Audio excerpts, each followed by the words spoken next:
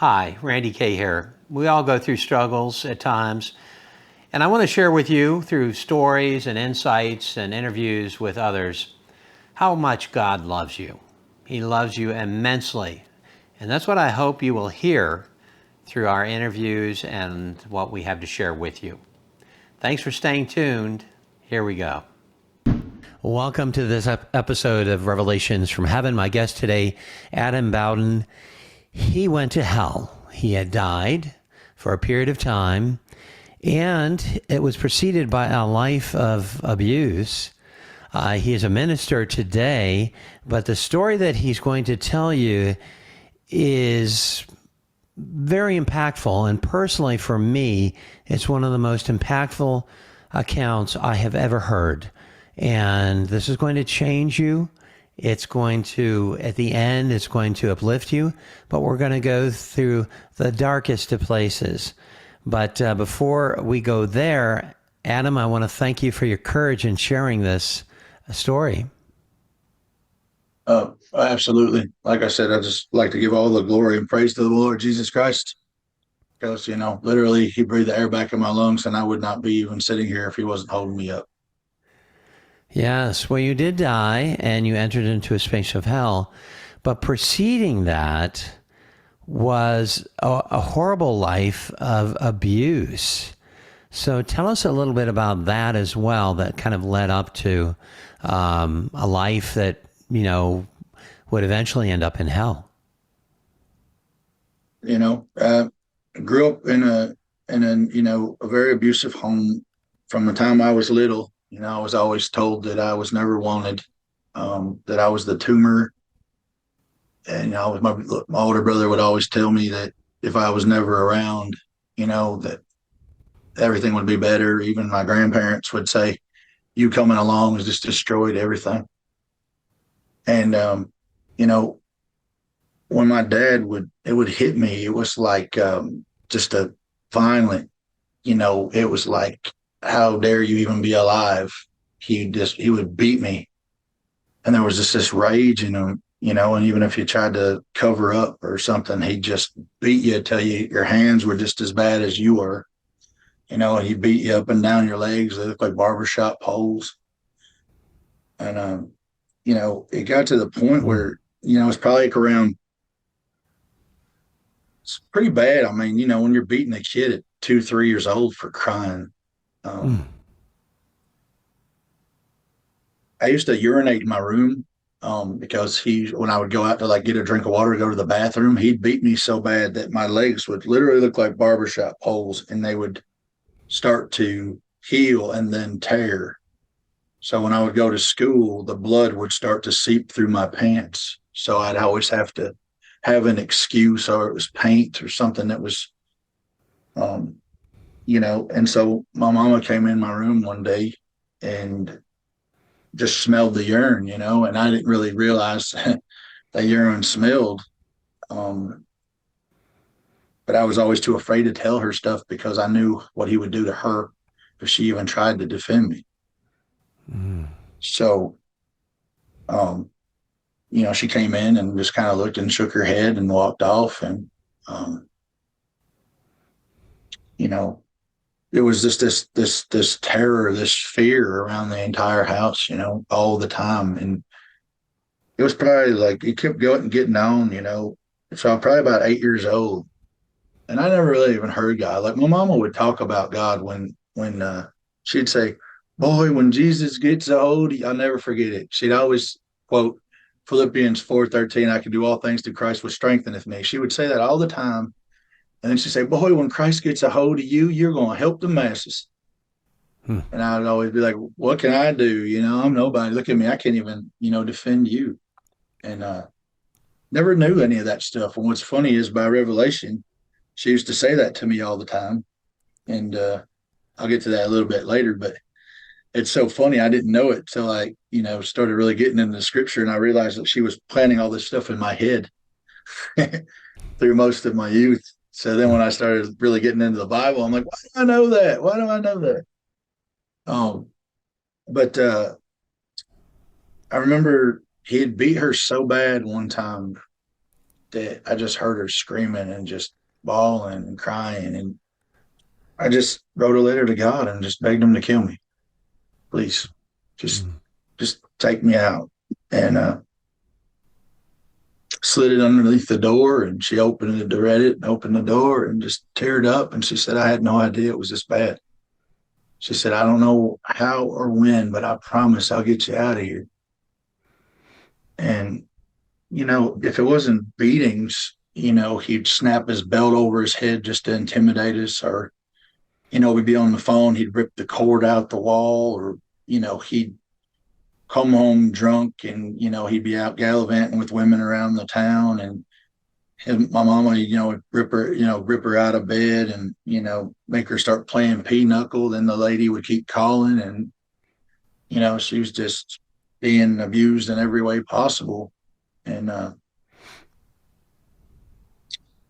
it was about, you know, that happened for so long. It just kept going on to the point where my brother and me got to the point where we're like, it must be happening everywhere, or someone would help us.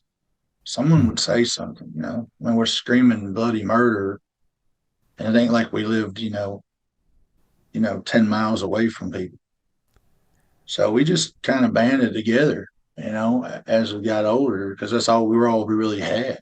They were leaving us home.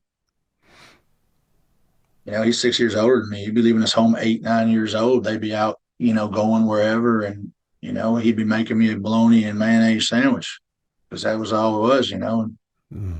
we'd be occupying each other, two kids that didn't have a clue what we were doing, you know. And Was there no one that Adam, that neighbors, anyone that saw what was going on with you and your brother? it's funny that you asked that. After I got bigger, I went back there to look at the old place. And one of the kids that used to beat on me all the time came out, and he was still small. He was still that same size. And he came out, and I thought, oh, I'm going to get that revenge on him. And he came over and just stuck his hand out and said, man, I'm sorry. I said, what are you sorry about? He said, man, we could hear you screaming. Mm. Nobody did nothing. My dad was a Green Beret, man, two-toed Vietnam vet, knew everybody, was known around the town by everybody. Hmm. And, he, go drunk drive, they'd drive him home. He'd run away and they'd bring you back and say, you were getting what you deserved. They'd drive him home, Mm. pat him on his shoulders.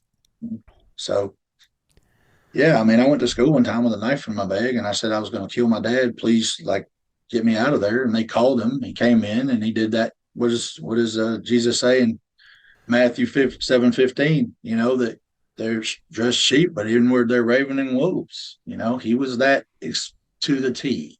Put Mm. that face on for everybody. He came in and he was like, oh, he's just watching that violin on TV, and we'll take care of him, and little pat on the head. And he was already smacking me or get out the door, and he'd look at me and say, if you ever call them again, you better hope they get to you before I do. Wow. So there was like, at that point you don't have nowhere to go. And Yeah. so it kept getting worse. It got worse to the point where my brother and me were taking turns with a bat outside her door to keep her alive, because he was always going after her. And After your then, mom. yeah, Yeah. yeah, if he wasn't beating on her, he was pulling her by her hair, or smacking her, or always accusing her of doing things. I remember one time, after I spoke with your, uh, amazing wife, and she was letting to tell me to share some stuff that, just let things out. I remember he was always telling her that she needed to have friends.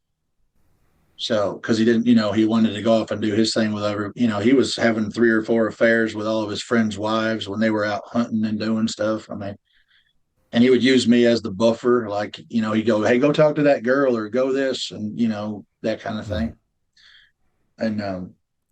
And being bullied at school, I had nowhere to go. I was getting beat up at school, bullied at school, bullied at home.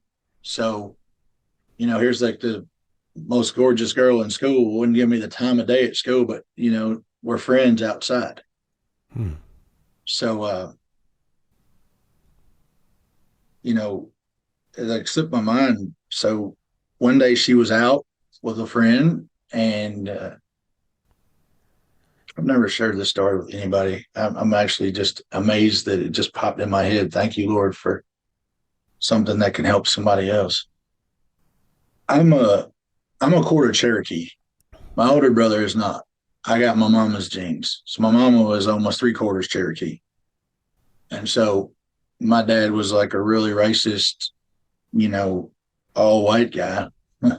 So one day she was at her friend's house and he went and got his 270 and shot at the house and blew out their back window there, shot it out, and then told us to go get all of her clothes and then said, get out there and dance like wild Indians while he burned all of her clothes.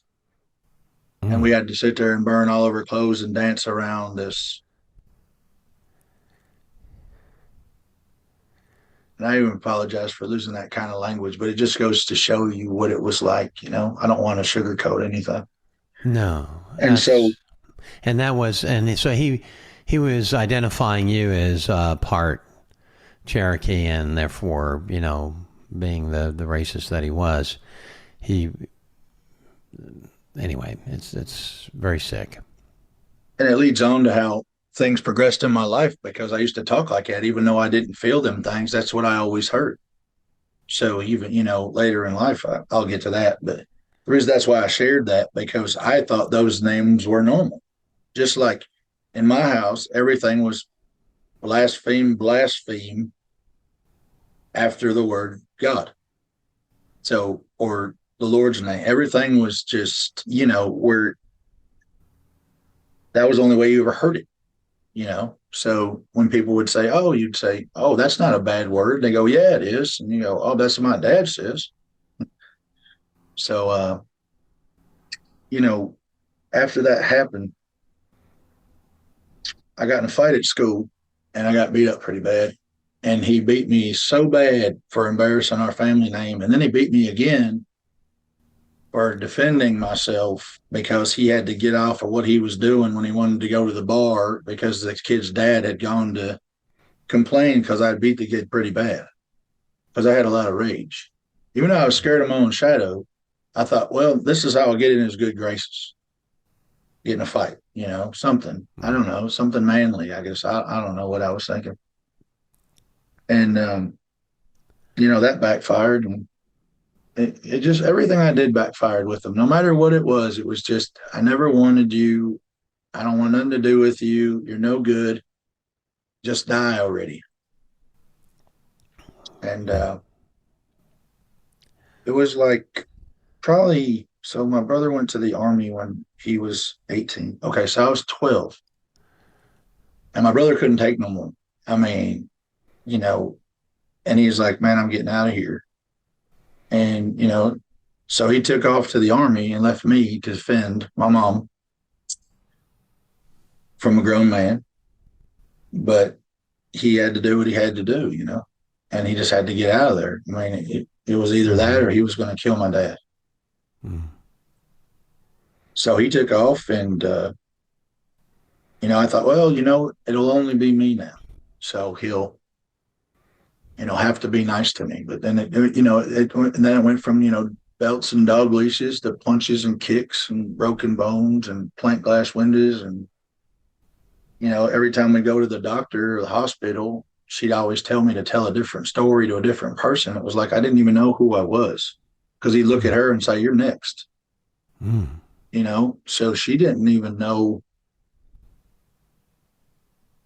even how to take care of me because he was so dominatingly threatening her life all the time. Mm. And all the people were fooled. Everybody around thought he was like the greatest guy. I mean, I just, it makes me sick in my mouth to think about the people that really thought he was a good guy. Now I prayed for him and I pray for his soul and I forgive him. And that was washed in the blood. But I still think about a lot of people that he misled thinking he was really a good guy, especially his friends' wives and that kind of stuff. And, oh, I'm just coming in to check on you while your husband's away. Mm. Yeah. Yeah, I was, as we talked about earlier before the show, I had been involved with emergency foster care, the rescue of abused children, and almost invariably, it seems like the abuser is in society and they're everybody's friend. They put on this big facade. Nobody would even know that then they're abusing their children, and it seems to be their way of getting away with it and tricking people. Yeah, he was really good at that. It was it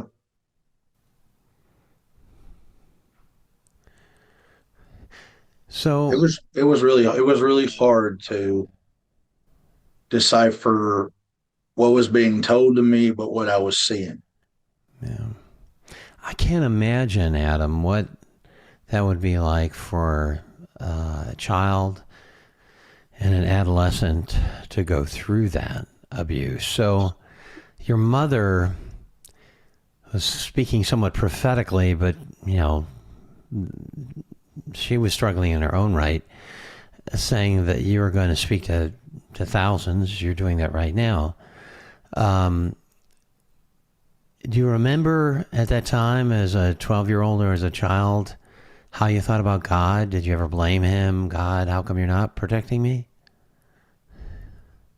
I kind of looked at it after I wrote that letter that he didn't care.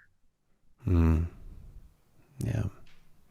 I And it, thought, why would it? Yeah, exactly. I mean, why would this be going on? Especially because my mama was an angel, never did anything to anybody. hmm. Yeah.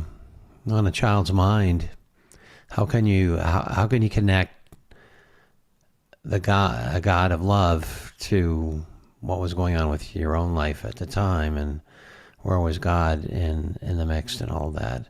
Especially in light of the fact that now you're on this road that leads to drug use as a form of escapism, and eventually your destiny at this point is going to hell. So, as you were growing up under this abuse, did you ever escape it? And outside of, how did you cope?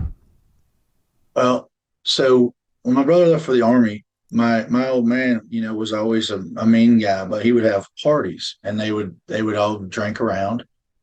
And I said I never wanted to be like that. I never touch it. My mom would always say, "Don't touch it." And my brother and me would go after everybody passed out, and we'd pour the stuff out. Well, when my brother wasn't there, I went and started pouring everything, and I thought, you know, what is this magic stuff that would make him want to throw his family away and why want to live a life like that and just know what he's doing and just keep doing it? There must be something to this. I got to try it. And I took a drink, and it was whiskey, it was Jack Daniels, I believe. And it was like once I got past that vomiting feeling, I mean, it was like rushed through my veins, and I just felt magic and I felt numb. And I thought, man, if I drink enough of this stuff, maybe he'll wear himself out on me and leave her alone. Hmm.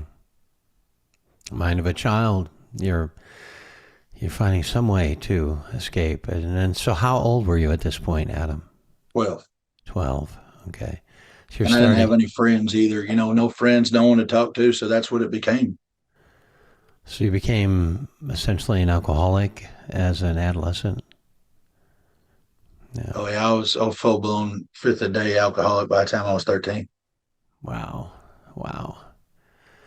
Now that leads to a life where, that doesn't have a good ending, unless, and we'll get to the good ending toward the end of this show, which will be the redemption of all of this.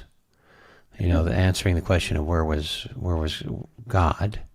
But at this point, you're steeped as an alcoholic at a young age, physiologically, chemically within your body. You have an illness now, struggling with not just the alcohol, but with the physical need for that.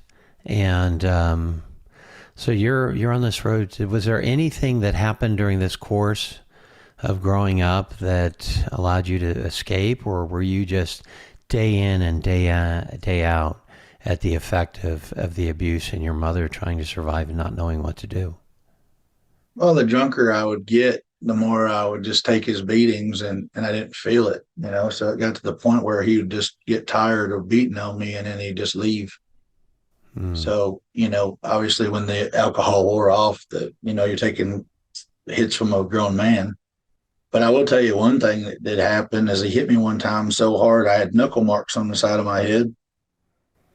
And I remember going to the bus stop and saying, if y'all can't hit harder than a Green Beret, don't waste your time.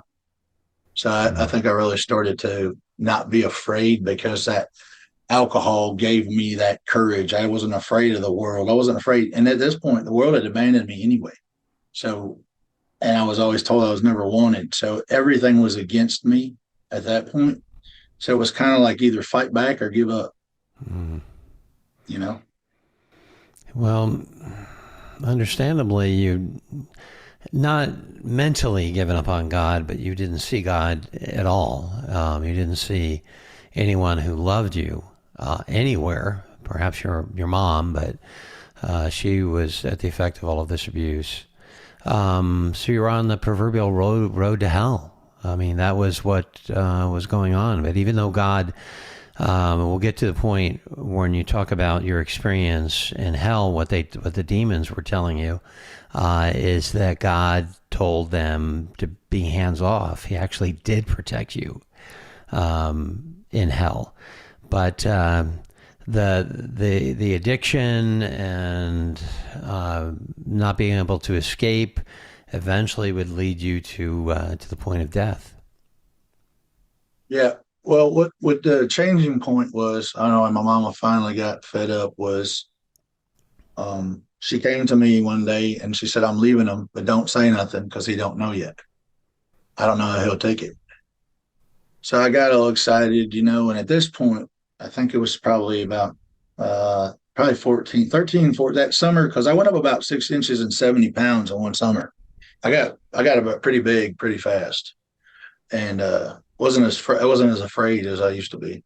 And I remember for like 4 days in a row waking up with this metallic taste in my mouth, and I didn't know what it was. And then the fifth day I woke up and he tapped me on the head with a barrel of a loaded 270. And he said, see, just that quick. And then he said, you know, I can't decide if I want to shoot you and make your mama watch or shoot your mama and make you watch. And he said, I'm a vet. They'll probably give me a medal. And I remember just being so scared to die. I didn't know how to live. So I just looked at him. I said, just get it over with, man. Just do it.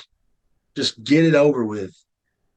And, you know, it showed how much of a coward he was because he loved to have that fear. And just like with Satan, you know, they want you to be afraid. But though I walk through the valley of the shadow of death, I'll fear no evil because thou art with me. You know, it's that fear that paralyzes you. Mm. And finally, you just said, hey, you know what? I wanted you. You wanted me dead anyway. You needed a reason. They're going to give you a medal. Just get it over with.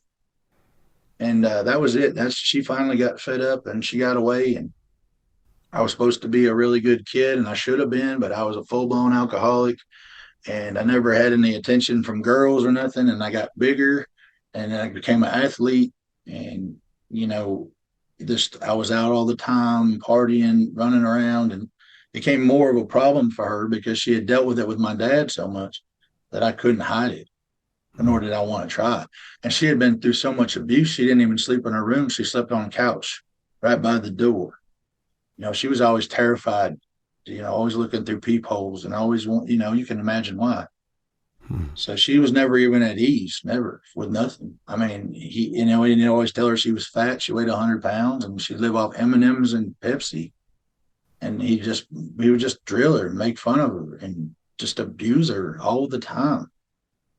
And it was just like, why are you this way? You know, I even asked him that when I got older, but he was too much of a coward to tell me. So I ended up, you know, I ended up knocking my dad out twice. And I tell you that to everybody that hears that, I want y'all to hear that. Hitting your dad as a grown man is not the same guy that he was when you were younger. So there's not that fulfillment in it like you would think. You actually feel really bad. And you really realize that all that rage you have is for that man that was older or was that when you were young. And then you could store that up and how quickly you can go from being a bullied person to be the bully. Mm. People got to remember that. Once you realize someone don't bleed or someone bleeds, you're not afraid anymore. It can really go over to the other side if you're not prepared for that. So when she finally got away, it got really bad. And then she woke me up one morning and she said, I'm not happy with the lifestyle you're living. And you haven't been going to school.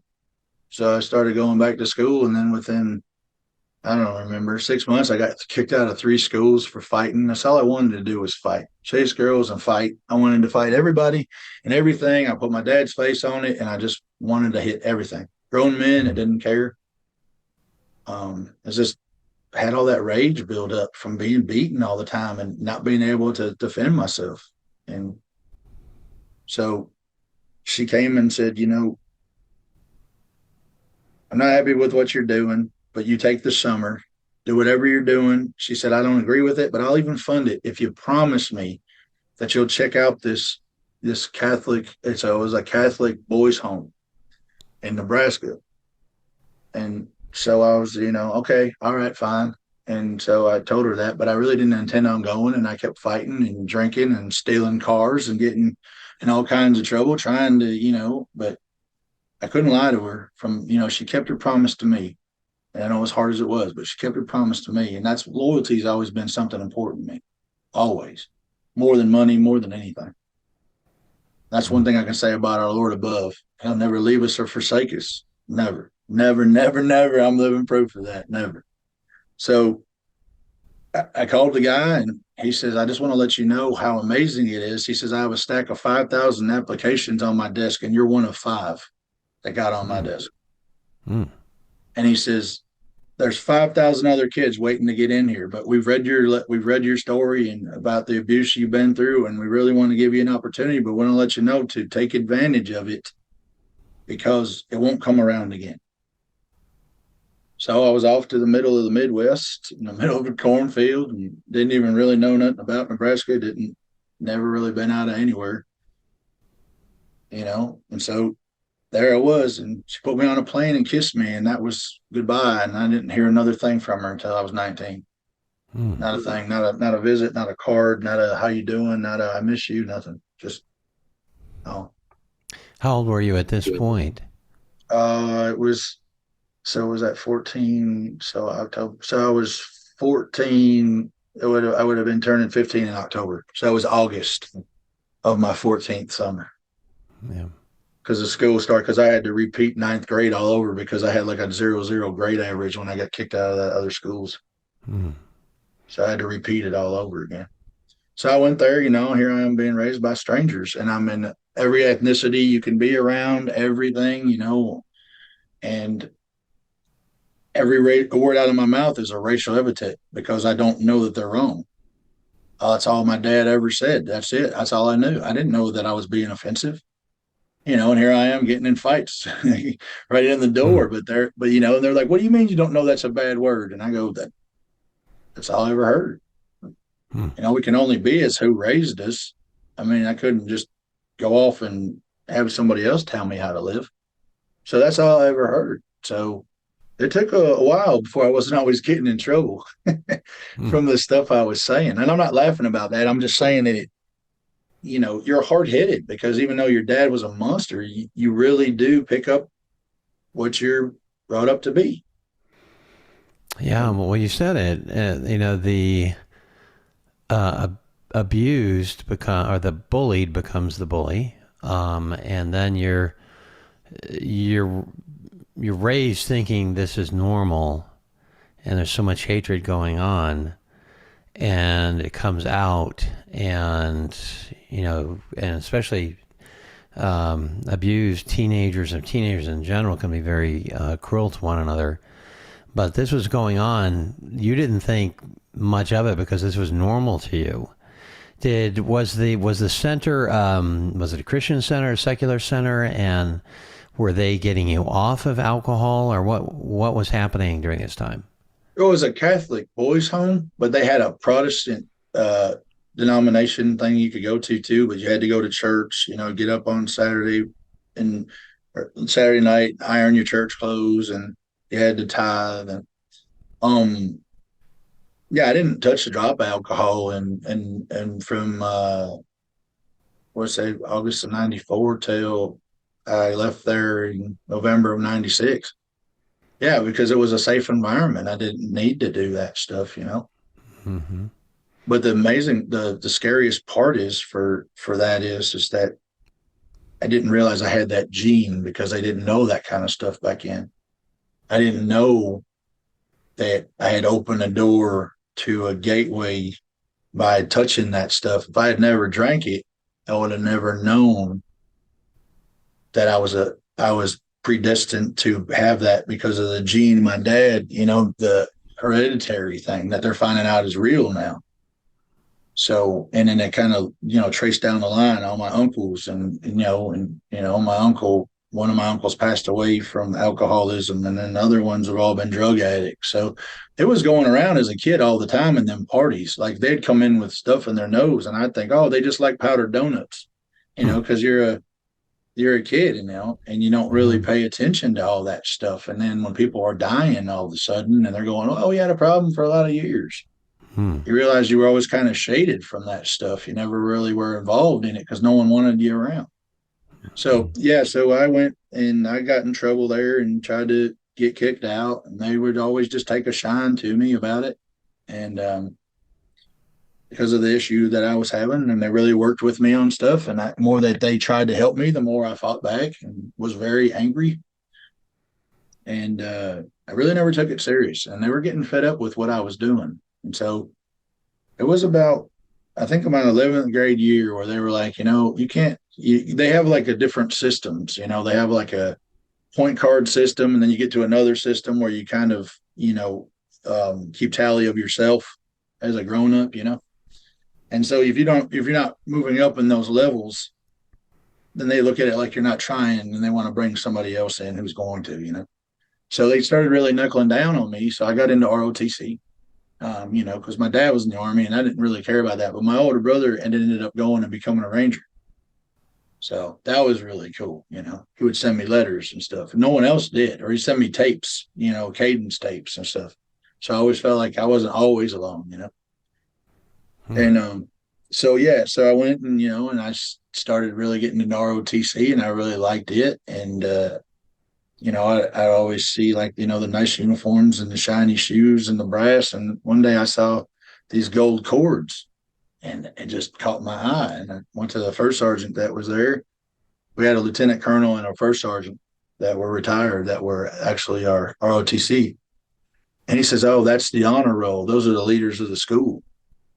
And I thought, wow, because my mom had always stressed about how important education was. Doesn't seem to be as much now, which is sad, but it used to be really a big thing. So I said, honor roll, huh? And I never had more than a 2.0. And I knuckled down and I worked my rear end off and ended up getting a 3.75 GPA. Got that Hmm. gold cord. Praise Jesus. I mean, I was like, wow, I've always been told I was stupid, but I guess it's just because people didn't want to see me excel at anything. So that's how you got the respect. You were in ROTC. You had something to aspire to. You got a good GPA at this point in the school, and then at this point, what is God anyone to you? Is he even an afterthought, or is he just like persona non grata? That's a good question. The I guess you'd call him a pastor. I don't remember how the Protestant thing. I didn't really know a whole lot about it, but he was a big football guy. So like, we couldn't always watch TV. Like if we lost our privileges, they called it. So like you'd have to read the paper. So like sometimes he would incorporate the score of the game to like his sermon or something. Like if it was a letdown or if it was something positive. Because they were real big in Nebraska. That's all they football is football and wrestling is all there is, and corn. That's it. That's all they have. Mm. And so I would take a shine to them. I never really studied the Bible or nothing, but I remember that like the singing. But I think it was more sad to say it was more that the girls were in dresses, and you couldn't, we weren't supposed to really even affiliate with them, only at school. And then on Sundays they were all dressed up, and now you're starting to get into that adolescent age of stuff, so I think it was more of a, oh cool, we get to go to church this Sunday, can see what she's wearing and see what she's wearing, more than the actual message. But Yeah. um you know there might have been a time where I may have been interested to ask him some questions, but I don't think I ever actually had the courage to do it. Yeah.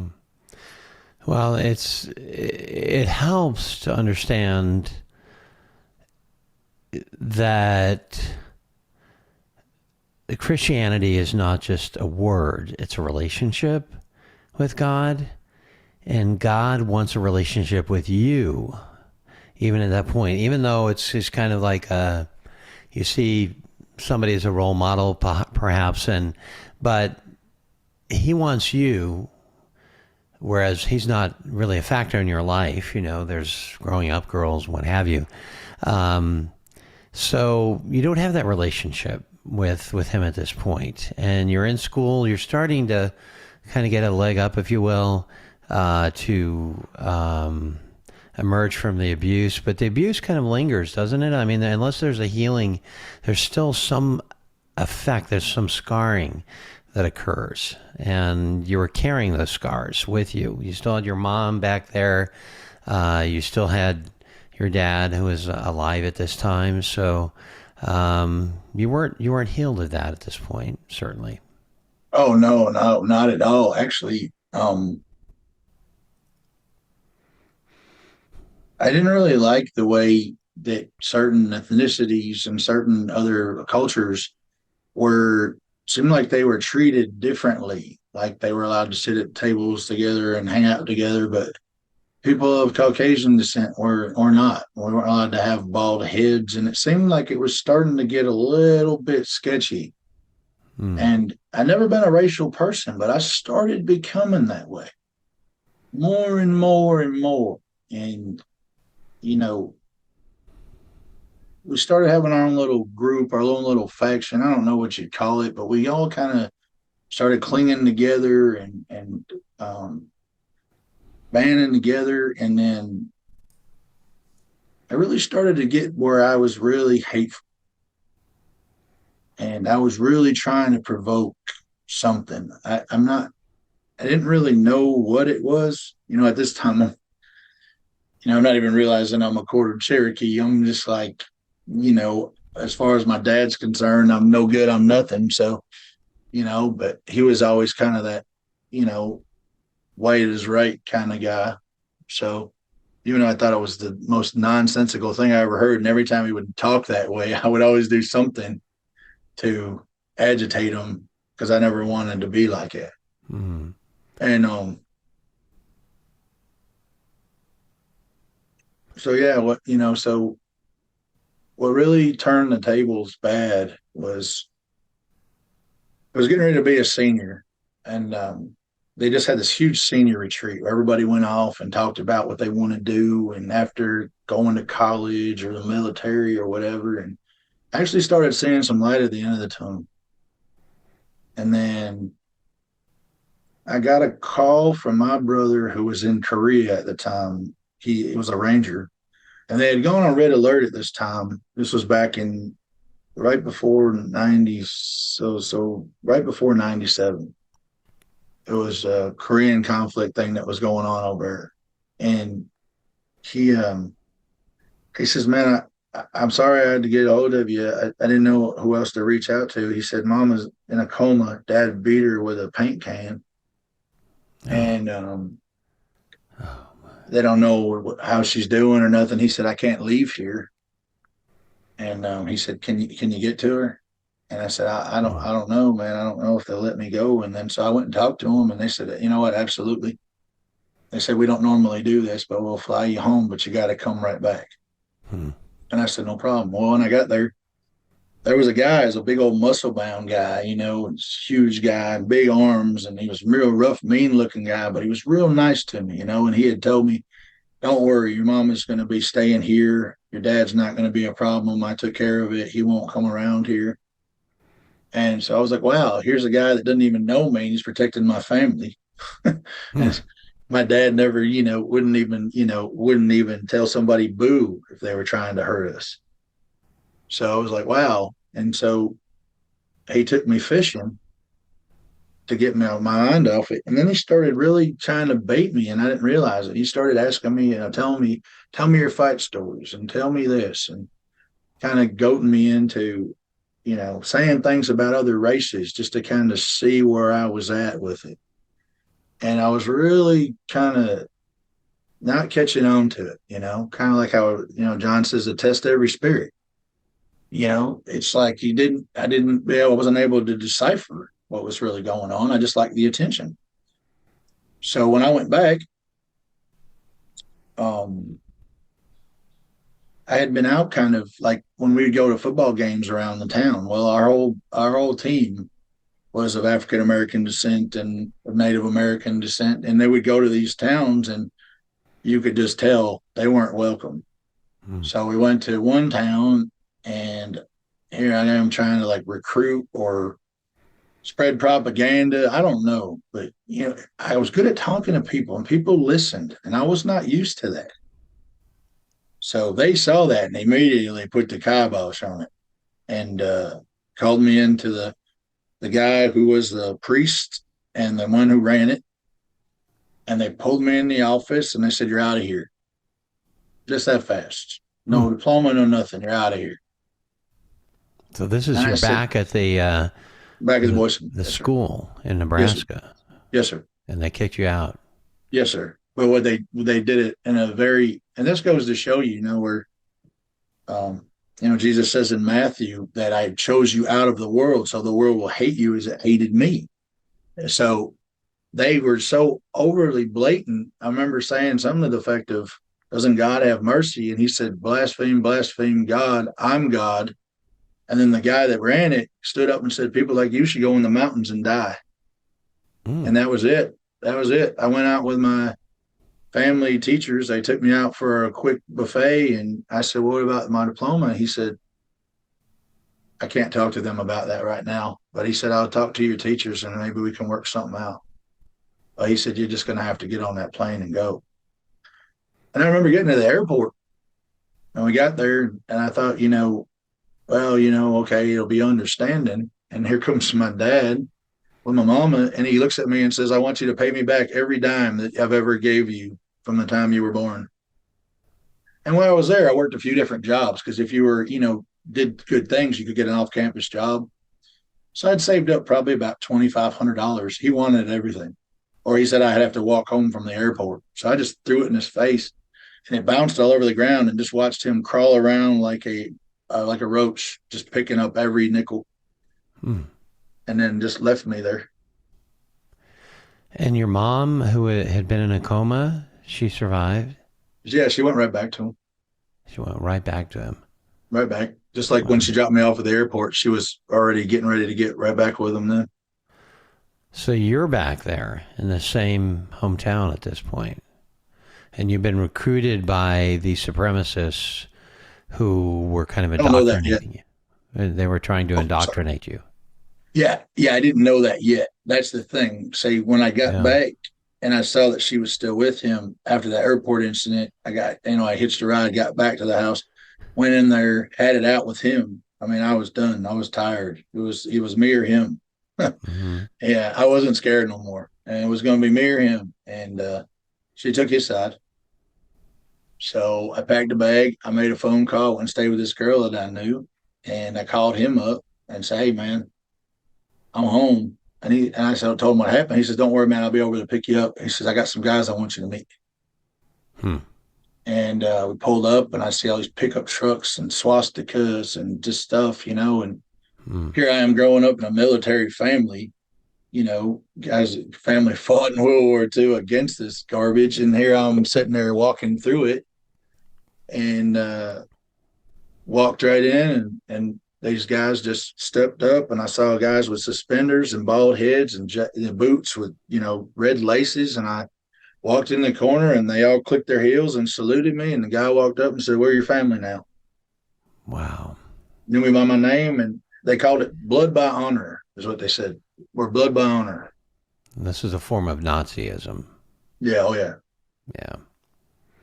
Isn't it amazing how the spirit of Nazism didn't leave World War II? I mean, that it lingers on. It's this spirit of the Antichrist, basically what it is, that causes this. And you were being indoctrinated, didn't even know it. I mean, they were trying to brainwash you into joining them, that they were your protector, typical gang recruitment effort. We're going to protect you. We're your new family. You didn't have a family really to speak of. And so they had become your new family. And that's what you were looking for, was a family. I mean, you weren't ideologically inclined toward what they were doing. You just kind of got sucked into it. Yeah, I mean, there was a point where they said, "You know what? You be loyal to us, we'll be loyal to you. And if you go do anything, you'll have 100 people saying you were 30 miles away at the time." So, Mm. and then I remember going one time to this place where I'd never been to the first time, and I'm not laughing about it. It's just ridiculous how um, hateful you become. I was standing outside waiting to get into this place, and you just saw the brick wall and just dust flying off of it. And the African Americans were shooting up the walls with AKs, and these guys weren't even batting an eye. They were just waiting to get in line. It was just so hate, hate, hate, hate. Mm. And I remember they said, "You don't go to the bathroom by yourself. You walk in twos. Never go anywhere by yourself. Always be on your guard. You either get stabbed or shot. They're always coming for us." And you see this. Oh man, I was telling your wife, the hypocrisy about it is, you hate more white people than you hate anything. Mm. You hate bikers, you hate preppy people, you hate Christians, you hate anybody that is not what you are, or if they have something that you don't. It's just such a hypocrisy. And but the only thing like I actually enjoyed about the thing is that when I walked down the street, everyone went to the other side. Mm. No one would even dare come near me, because I just had that mental mind state of being around these guys and seeing, not even waiting for them to be with me, just the kind of stuff that they did on their own. I mean, there was just nobody home. And like you said, Satan was really good at knowing that I knew I wanted a family, Mm. and that's where it got to the point where I didn't even like believe the rhetoric, but I just, doing the stuff I was doing. But the main selling point was they hated Jewish people. And I was very angry about what happened with this priest, and the way he just turned on me when I was trying to change my life, and it just went the other way. Yeah. And, I just started hating Jewish people and didn't even know why. I had no idea. I didn't know nothing about them. I had no idea. I mean, they didn't look no different. Who cares if you had more money or this? I mean, they worked for it. I mean, who was I? But at the time, it just represented that thing, because I do remember them talking about uh, Jewish people being God's chosen. I do remember that from the few times I was at church, the elect, stuff like that. So what came to real fruition was, I had a dream one time that Hitler had came um, up out of the ground, kind of hell, raised up out, and told me that I was going to carry on whatever he was doing. And I remember telling my mama about it, and I was all excited. And she's like, like, "What's wrong with you?" And I'm, because I was really starting to buy into this nonsense. And she looked at me and she said, "What are your little friends going to do when they find out about you?" And I said, "What are you talking about? There's nothing fake about me." And she said, "Boy, you're a quarter Cherokee. Hmm. You hate your own people." Yeah, you're not. You're not what in in the time of Nazism and during World War II, they were trying to purge the races so that it was only the quote unquote Aryan race. So you wouldn't qualify because you had Cherokee blood or lineage within you. But they prey upon abused children, don't they? I mean, they know there's that void, don't have the family, wanting family and all of that. So they really look for people with backgrounds like you had in abuse backgrounds. Oh, absolutely. And that at that point, she looked at me and said, "I didn't raise you to be hateful," and she kicked me out. Here I was, 19 years old, was just ready to go in the army or make some changes in my life, and now I'm living in a car.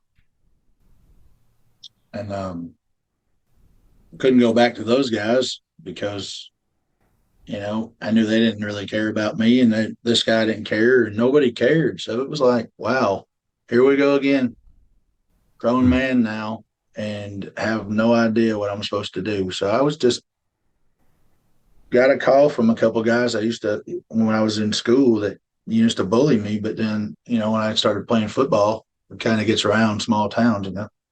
And so they say, "Hey man, let's go have a couple of drinks." And I was like, "Well, you know what? I haven't drank in so long, and back then it was different." Man, I went out and had a drink, and it wasn't but 2, 3 months, and I was already in the hospital with alcohol poisoning, Hmm. and then another alcohol poisoning, and um, and then so I met a girl um, a little bit after that, and she ended up getting pregnant, and it was out of wedlock and all this stuff. But I was so excited, I'm going to be a dad. It's going to be a boy. I'm so excited. I'm going to be a dad. I'm going to do right by. And had all this criminal stuff going and charges pending. And I just started going to people and like, man, just don't do this, don't do that, don't retaliate. I don't want my bond pulled. I don't want any drama. And I wanted to sell everything off, and I'm going to be a dad, and these things are going to change. And then we lost him at 9 months, 4 days before he was born. Oh, wow. Um, That was going to be your saving child. I mean, life was going to turn around. You were going to be a father, and even that went away.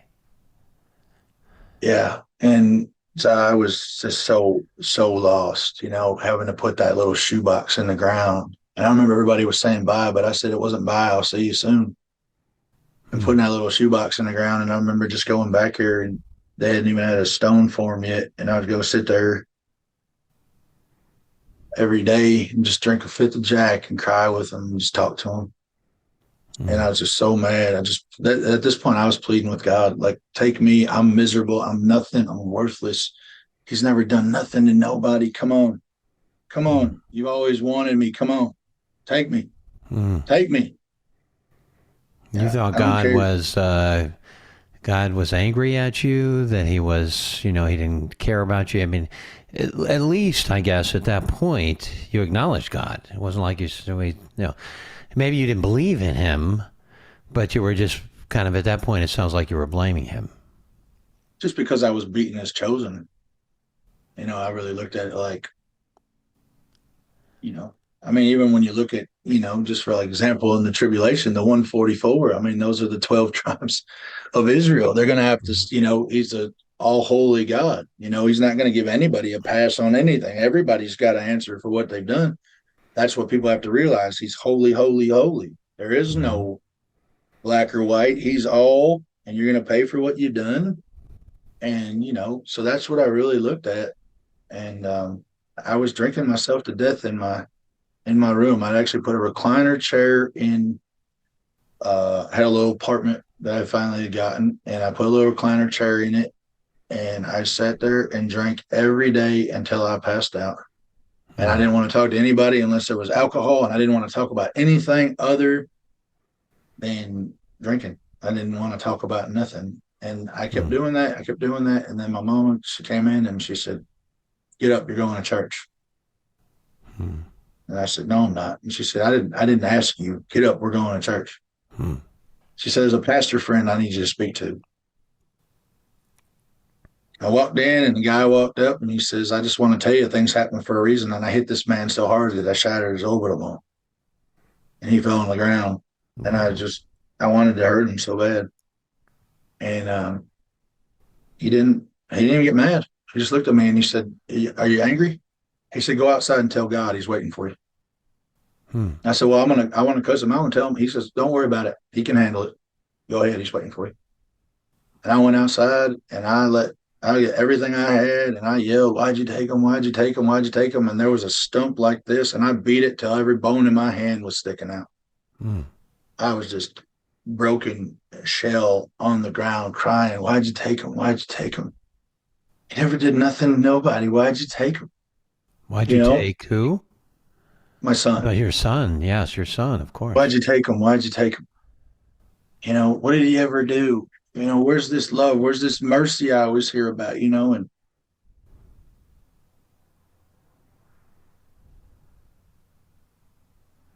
at that point, I just kind of gave up. And then, um,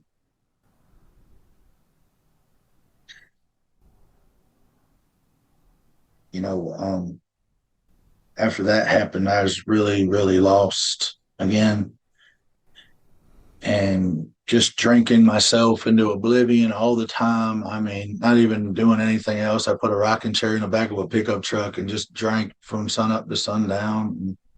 I go to work and Hmm. then I come home and drink. That's all I did. I don't want to talk to Hmm. nobody. And so it was like, I don't know, probably 26 or 27. I went to go to a doctor because I was having this pain. I was starting to get yellowish. Didn't really know what that meant. And the guy started asking me a bunch of questions. And I said, "Well, yeah, I don't drink as much as, the next great people." And he says, "Well, it could be something with your liver. You might have something." He said, "Let me run all these tests for you." I'll never forget this till the day I could get called home. He walked into the room and he had the paper with him and he set the clipboard down. He asked the people that were in the room with me to leave and he looked right at me and he says, "This is what my prescription is." He said, "I want you to go home, get a shotgun, put it underneath your chin and blow your head off. Because if you touch that bottle again, what you're fixing to go through, just end it now." Wow. Hmm. Yeah, he told me that my I've liver heard was better completely failing doctor's me. advice, maybe, but I guess it got the point. That was, maybe Someone that's what like you me, needed to hear. something like someone like me though, that's what, yeah, exactly. You I didn't needed to like hear I it. didn't like the sugarcoating. I didn't like to beat around the bush. So I Right. looked at him, I said, "Hey, thanks, doc." And then I went back out for like another year and a half. And it was amazing. Is actually my liver actually got better. I mean, that's praise Jesus. That's where this whole story leads to is um just these miraculous things kept happening. And so I got to the point where, you know, people were dying around me, and I didn't understand it. And I always thought, like, why him, not me? Like they tell you shouldn't ask that kind of stuff. You should just be thankful to be alive. Well, everything was always like falling apart. So my little brother committed suicide after a second tour war. I don't really like talking about it, but he shot himself after what happened in the military. And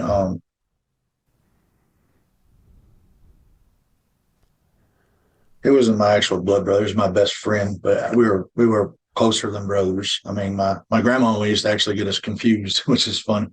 Hmm. But he was my only real friend that I ever had. And through this time, I never really knew him. And so after I lost my son, he came along and we really just clicked up and we just drank together every day, hung out every day together and partied and just I had one friend that I could count on. And then just like that, he was gone.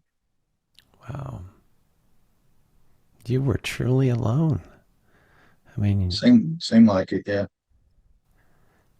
Seemed like it. And I kept trying to replace him, you know. I kept trying to go to the bar and, hey, man, you know, you remind me of him and this and this, and you know. But then every night it would end up with the same thing, no matter how much alcohol, no matter how much it was. He ain't coming back, is he? hmm, And they'd have to say, "No, nah, man, it's not," you know. And it was just at that point where I'm just destined to be miserable. So it's either suck it up and, you know, like I was always told, strap your boots on and go to work and just, you know, man up, and men drink and women cry. That's all I ever heard. hmm, And so it just kept going. And then I got a job and was working in a big factory. And then I had a traumatic brain injury. I got hit with a 1/2 ton steel sway bar in my head. And it knocked me back 6 feet and it put me in a comatose. And they had to cut my uniform off me and bring me back. That I had been hit so hard, it like hit me in the side and then hit here and jarred. And, you know, when you find out your brain's just in like a jelly, there's nothing protecting it. So my brain just bounced off like a hmm, tilt-a-whirl. And yeah, it went to the point where I couldn't talk. I had to relearn how to eat, walk, talk, drive a car, where I lived. I couldn't remember who my family was, who my, you know, my ex-wife, my daughter. I didn't know who they were. And went to the doctor the next day and they said, "Oh, you know, you're okay," and all this stuff. And so I thought I was just going to be, you know, a little knock in the head, no big deal. You know, like I couldn't remember all that stuff, but you know, it was always probably just, at first they said it was I can't remember. It wasn't a traumatic brain injury. At first, it was just a concussive syndrome or some made up doctoral term that you find out it's all just to get new medications. But I go in there and the guy's white as a sheet. And I said, "What's going on?" He says, "Well, you have a bleed in your brain. It's been going for 3 days." I said, "So that was in the second CAT scan?" He says, "No, I never saw the second one. That was the first one." So they completely missed it. hmm. But here's how much Lord's always been watching my back. It wasn't bleeding internal, it was subdermal. So it was on top of the scalp, or I would have been dead for sure Yeah. because they had missed it by that time. They Hmm. still had to drill a little bit of hole in my head to get the blood out and all that kind of stuff, but they didn't have to, like, you know. And yeah, it just progressively got worse. And it was like 13 months where I couldn't turn my head. I had to sleep prop like this, couldn't do anything. Only I can only tell why the seasons were changing by what sports were on TV. I couldn't handle, you know, I had a little daughter at this time. I couldn't handle her laughing and playing. Everything gave me headaches. I was getting blood in my eyes from the migraines were so bad. And I get up to go to the doctor. The sunlight would hit me, and I'd get sick. I had vertigo so bad I would fall and collapse just standing up and just crash my head into the tables or the walls, the Hmm. doors, and you know, and how it started with the drugs was is they gave me two little white pills and they said, "Here, this will take away your headache," and it was Vicodin. I never had that before. But I've never been a pill person. I mean, I grew up in a house that was all alcohol. Nobody does drugs. I mean, that's anti everything. My dad was anti. So I wouldn't even take Tylenol when I was a kid. Hmm. So, you know, I said that in my testimony when I put out there is, man, that doctor in that white coat was Satan, man. And if I had known what that was going to be from 2007 to, you know, close to 4 months today, praise Jesus, you know, we went from 2007 to 2023. I mean, it just took off. You know, it was two little white pills, and then I was going to have to get a CAT scan or a MRI. And oh, I'm claustrophobic, so here's some little blue pills. Take those, and here, take these. And oh, you got a headache? Here, we'll give you a shot of this and a shot of that. And so it was like I was going to the doctors or I was going to the hospital every couple of days. Even though I had really bad headaches, I was faking it because they were giving me like the strongest of the strong. And, plus you're being laid up for like 13 months, you just want to get out, and if this is what you got to do to be able to tough through it. And then start adding alcohol to it. And it wasn't, but wow, it wasn't probably about 4 months. I had my first overdose, Hmm. complete overdose. Oh, yeah. Um, Hmm. Stomach pumped the whole bit. But it was maybe a couple months was my second overdose. And then my ex-wife, my wife at the time, had gone to that doctor and said, if you give them any more pills, I'll go to the news, I'll go to everybody and let them know what you're doing because, you're just drugging them up. And so they put me on another prescription of a really controlled thing that was like having little frozen martinis. I don't know if I should be saying the names, but um, So these are opioids. no, these were the opioids turned into benzodiazepines. Okay, But they were mixed stronger. in. They were mixing everything with everything. I mean, Mm. these doctors would write me a script, and I didn't even go to the pharmacy anymore. I could just get paper bags full of stuff. I mean, the Wow. stuff that they were doing when I look back at it now, it's uh, the, it looks like I'm not saying like a prophecy or anything like that, but it definitely feels to me like every time Satan was trying to stop whatever God's mission for me was, because he knew there was something greater that was supposed to be had in me.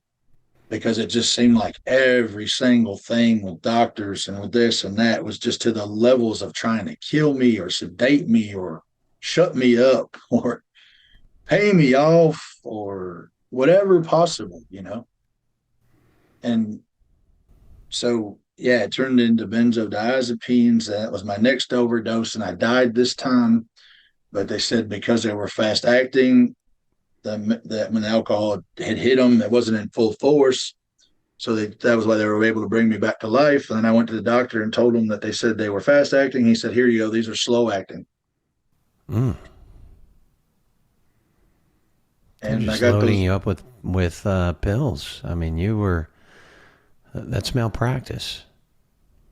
Yeah, you're telling me everybody that's heard that, it's like, how are they in business? But I mean, Satan's in control of everything. You know what I mean? Yeah. Pharmacies, everything. So I mean, it's it it doesn't make sense when you're not walking right. But then when you go back and look at the things that the Lord's opened my eyes to through the Spirit, ooh, some of the stuff that was being done to me just is like, wow, it makes sense now. Thank you, Lord, for opening my eyes, because I just thought like I had just always had the worst doctors, the worst Mm. everything all the time. Yeah. So um gave me the slower acting pills. I went to the pharmacy. I took the whole bottle. I was dead within a couple of hours.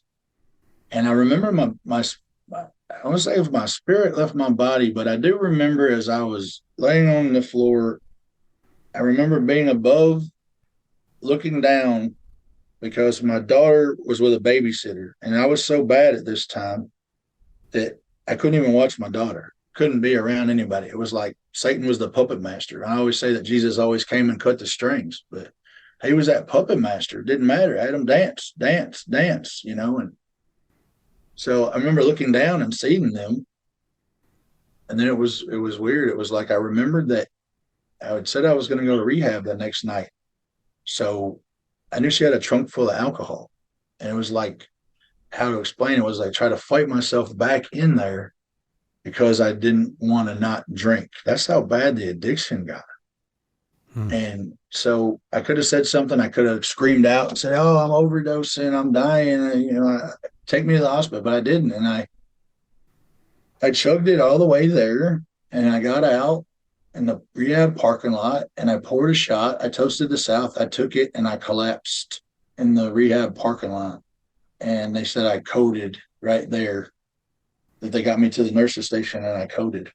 And they were able to hit me with the defibrillator and bring me back just enough for me to punch the EMT before I collapsed and died.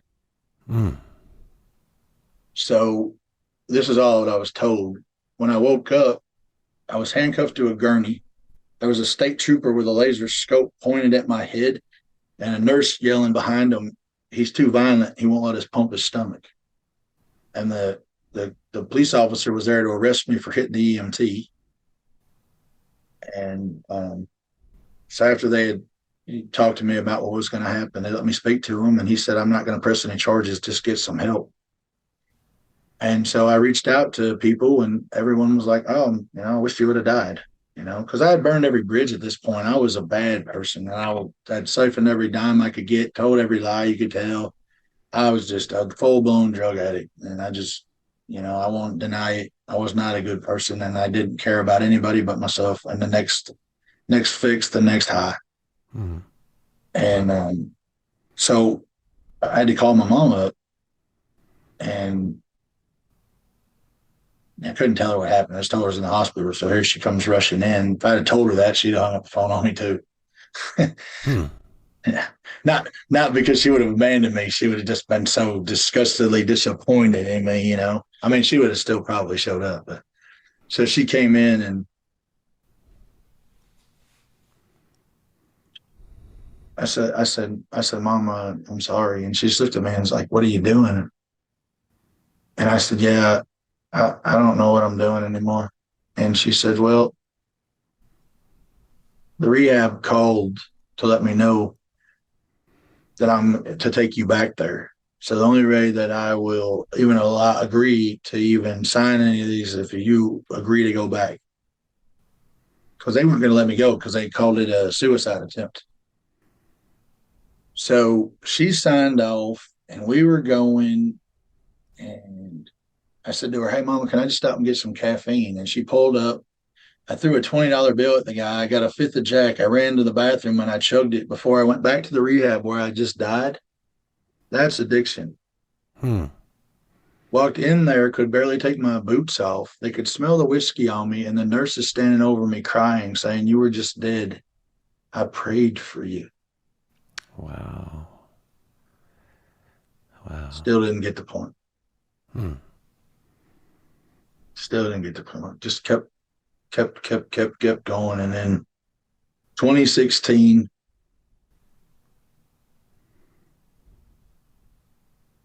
I had finally had enough of life.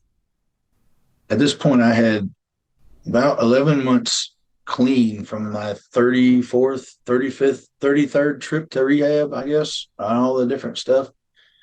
And I told myself I was sober, but I was doing about 10 different kinds of steroids. I mean, I was just a walking muscle.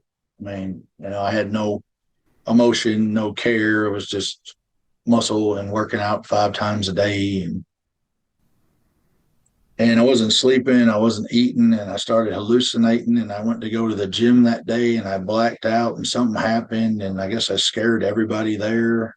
And so I came back the next day, and they had all these cops there, and they said, "Either sign away your membership, or we're going to have you escorted out. But either way, you can't be here no more. You've got everybody here so scared we can't lose this many clients." Hmm. So I remember, like, wow, here we go again. And this police officers and stuff I was just working out with a month before. Or they're standing there in the doorway telling me to get out. I'm like, get out of here.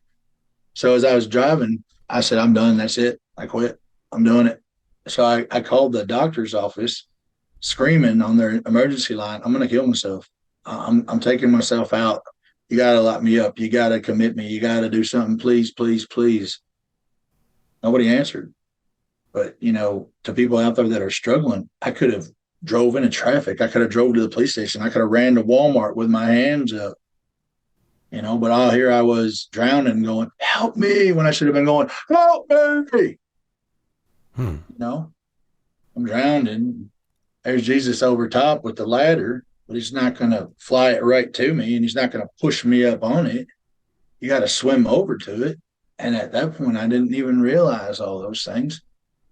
And so I drove home, and my ex-wife looked at me and said, "I'm leaving you." And I said, "Of course you are." Yeah. And so I said, "Where's our daughter?" And she says, "Oh, she's been at my mom's for a month. I moved out of our room 6 weeks ago. I've been living in her room." I didn't even notice. Hmm.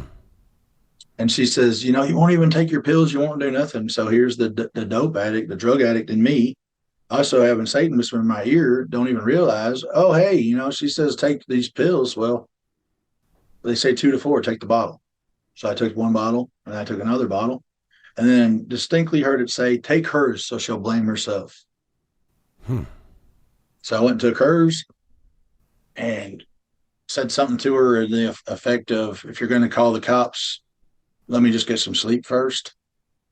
I went up to go up the stairs, but I texted her something, I guess, when I was upstairs ODing. I guess I had texted her something I didn't know. And so when I was upstairs ODing, she was downstairs and she noticed this text that caught her off guard. She's not my biggest fan, but she still would tell you the truth because she knows who she has to answer to if she lies. She still will tell you what happened that night was a complete miracle. But so she's a really heavy sleeper. And if she would have went into my daughter's room and turned the fan on, we're not having this conversation. She went to go to the restroom, saw the door was closed, and she opened the door. And when she did, I was facing this way down on my face and I was vomiting. So she said she had kicked me because she thought, I'm just tired of cleaning up your vomit. Well, she realized I wasn't breathing. So then she ran downstairs, called the EMT, grabbed a bucket. By this time, I had flipped over violently back on my back, and now I was asphyxiating. Well, at that time, I used to dip loose, and I used to think it was funny to sleep with it in. So as I was asphyxiating, I'm taking all that dip right into my lungs. They pulled out almost a 2 liter of black tar straight out of my lungs, Wow. which is only supposed to be air. Um, and then I kept flopping back over and flopping back over, and I was about 260 pounds of solid muscle at this time, and she was probably 110 pounds, 120, soaking wet. And she said she went to go pick me up, and she could barely lift my shoulder. And then she said, I don't know why, but I just went to go grab you again. And she said, when I went to go grab you, I felt hands grab mine and push you up. Hmm. Hands Hands grabbed hands grabbed hers and pushed me up.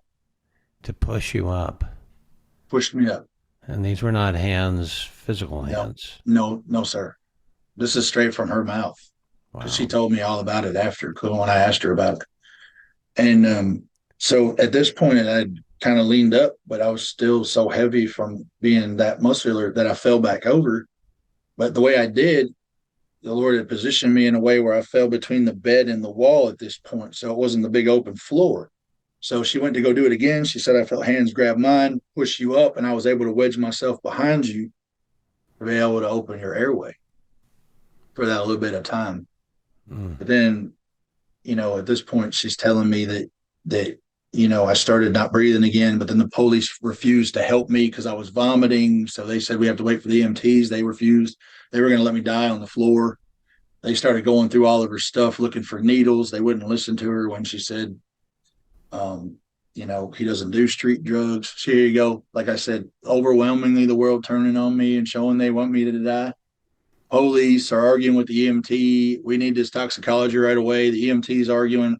I don't care if you arrest me, but I got to go save this man's life. And, here's the amazing part where I know it was Jesus without even a question.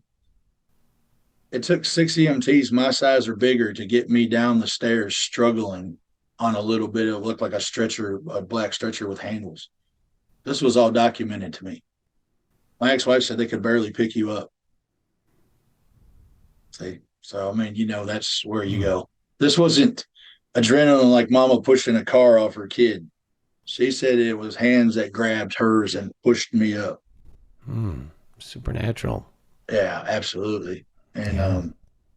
so I died a few more times. I mean, I kept dying, and then they would, like the EMT afterward had told me that he kept trying to jab the tube in my airway and it wouldn't let go. It was something in it. And then he just one last time he was about ready to give up, and then he one more time and it broke through. And they were able to get me breathing. But then when I got to the hospital, they were able to get me back breathing again to get a tube in. And then all my organs started failing from all the medications. So my kidneys went into complete renal failure. My liver, my spleen, so my spleen was so swollen that it was like so big they could barely see it on an ultrasound. My pancreas, everything was just gone. Like they were, I don't know how much longer he's going to live. And well, one other amazing thing was is that when I was flopping around like that, even though I had a brain injury before, I slammed my head. I guess I had violently flopped that my whole head went right through the drywall. Mm. So they had done a emergency CAT scan when they had first got me in there to make sure that everything was, but nobody had said nothing to me. So, um, yeah, yeah, I remember waking up. I was like having a dream. I remember it was like a really vivid dream. Like I was an airplane pilot in like World War II or something, and I was crashing. I was trying to grab for my oxygen mask to pull it off, and then I popped up and I was trying to yank the breathing tube out. That was the only thing that was keeping me alive. And they were trying to hold my hands down.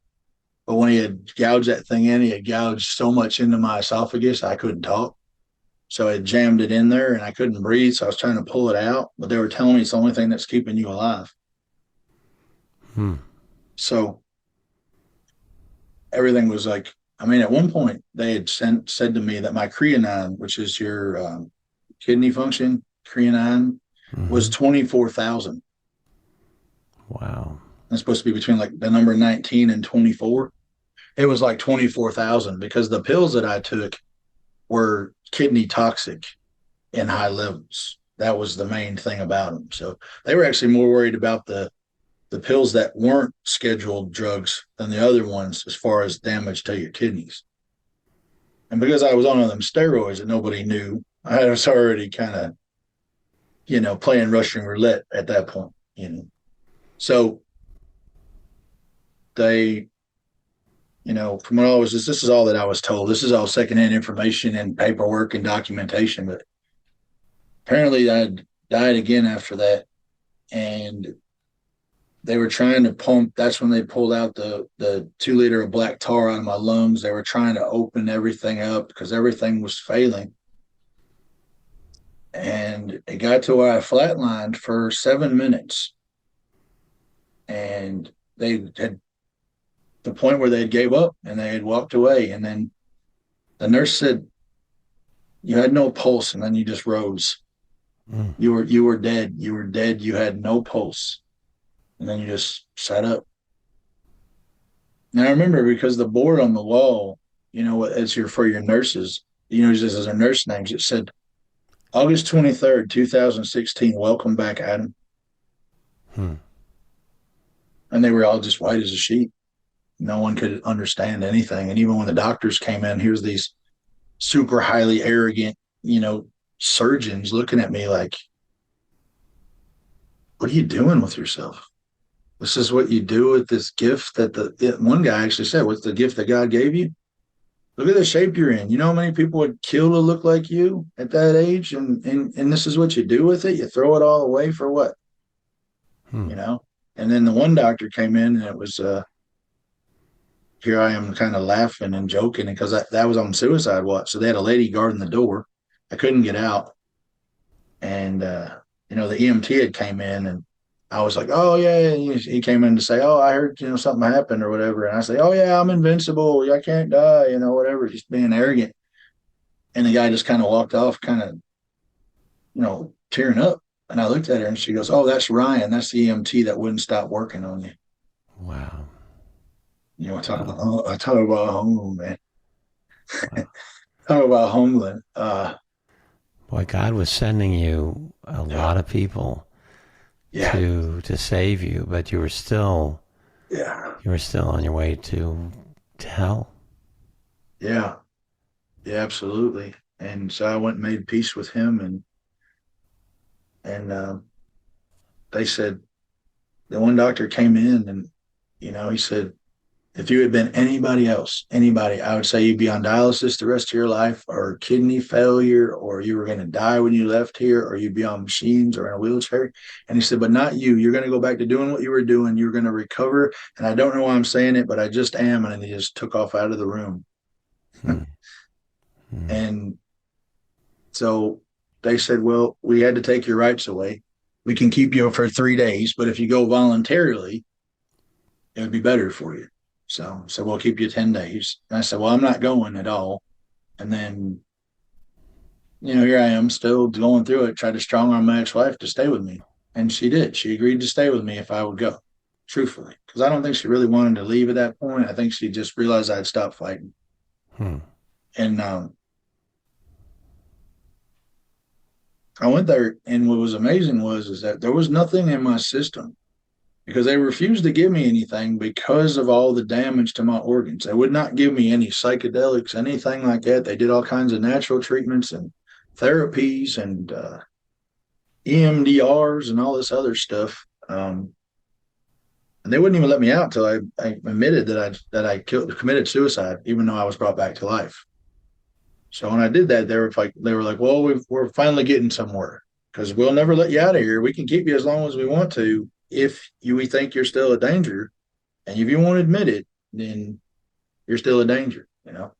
So that last day, he says, well, we heard about your brain injury.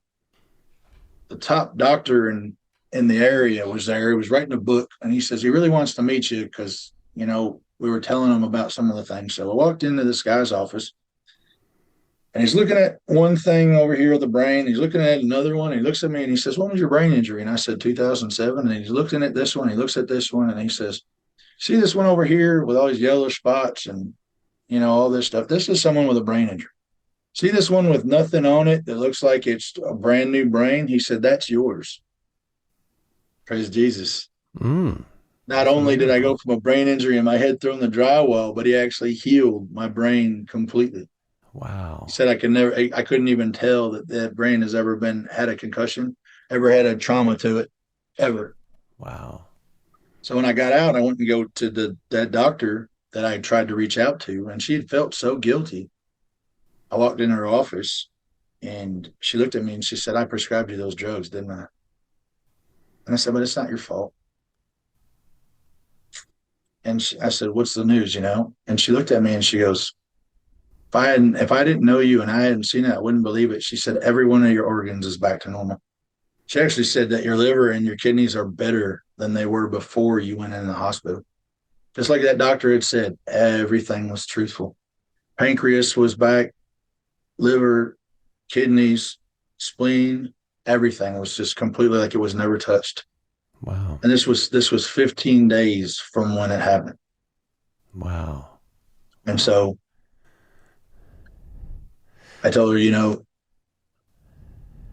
that I wasn't mad at him for not answering and stuff like that. And I was going to go home and get a good night's sleep, and then I'd go talk to him. And this is what you've been leading up to. So we go back to the house,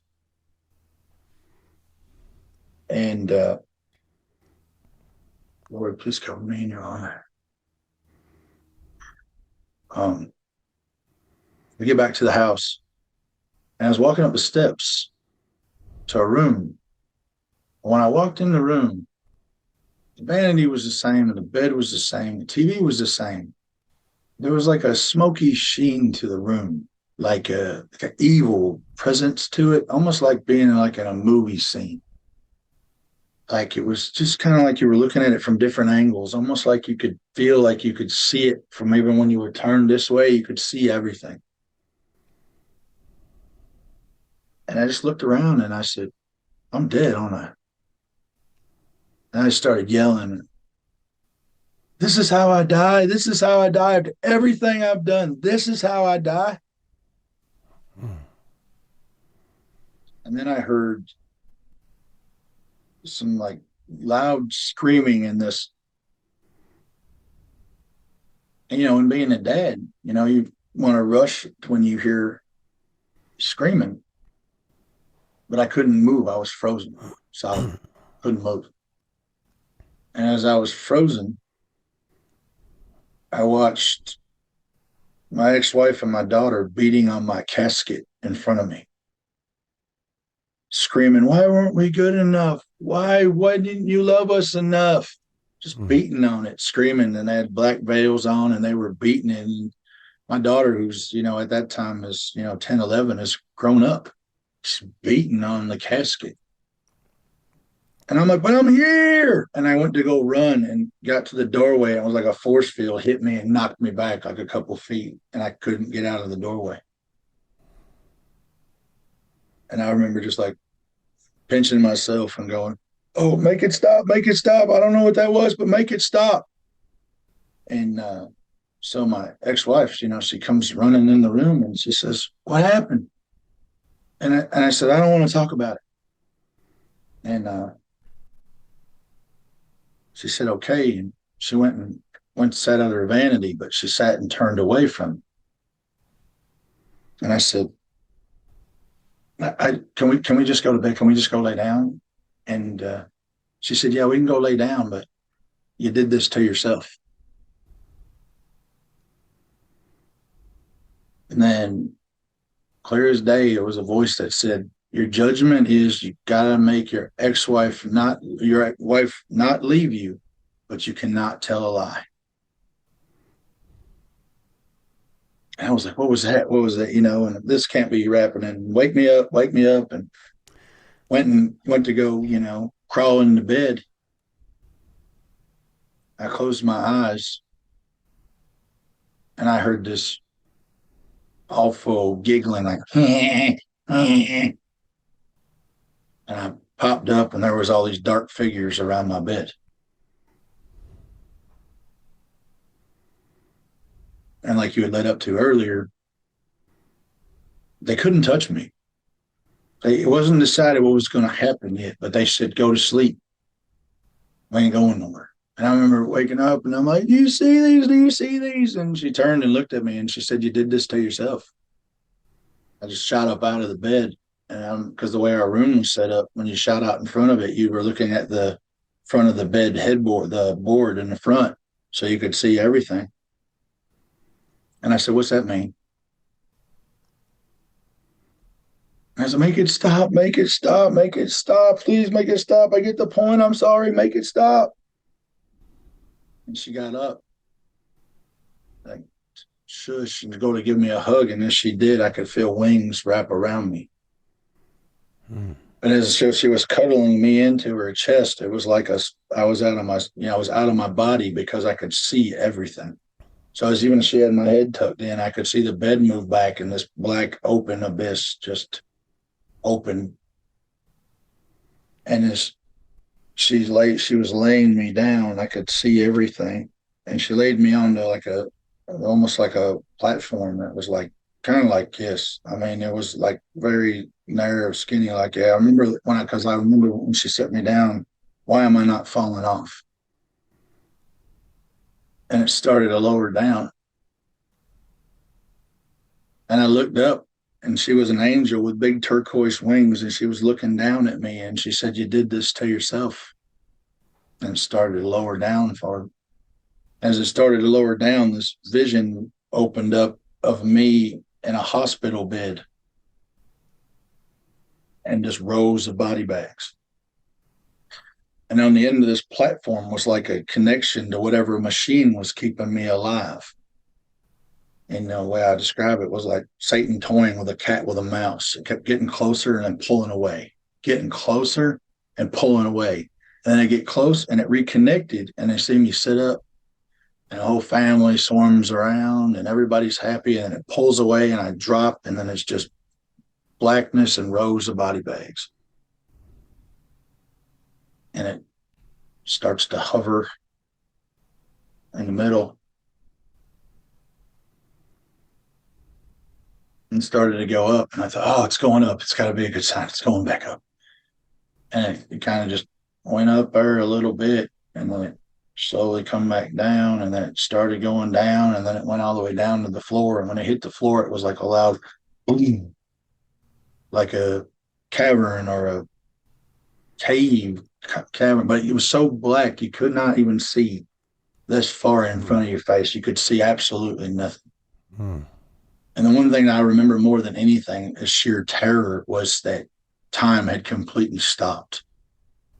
There was no need to even know what time or what there was. It was just complete terror and fear and to be watching this stuff and just to try to shut your eyes, but your eyes will not shut.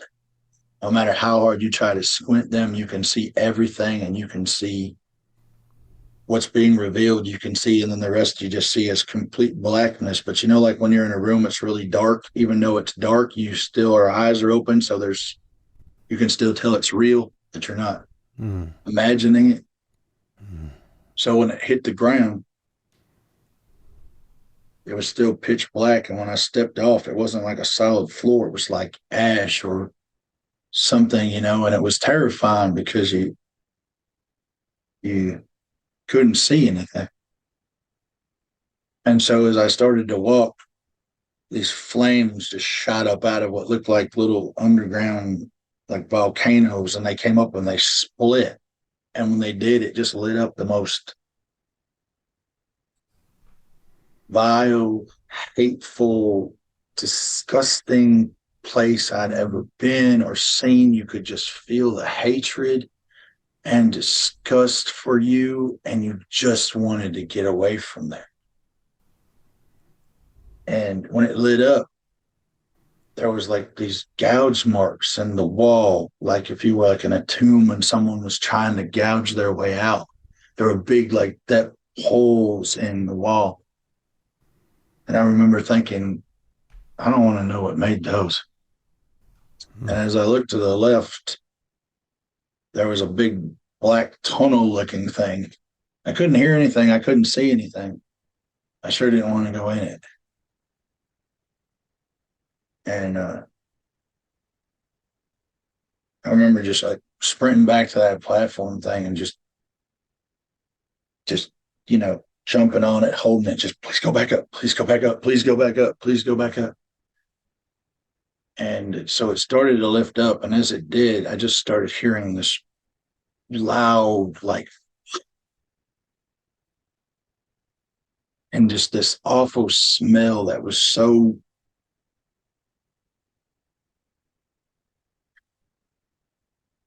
it was so disgusting that like, oh, I wanted to vomit in my mouth and I couldn't. My nose was burning, my eyes were burning.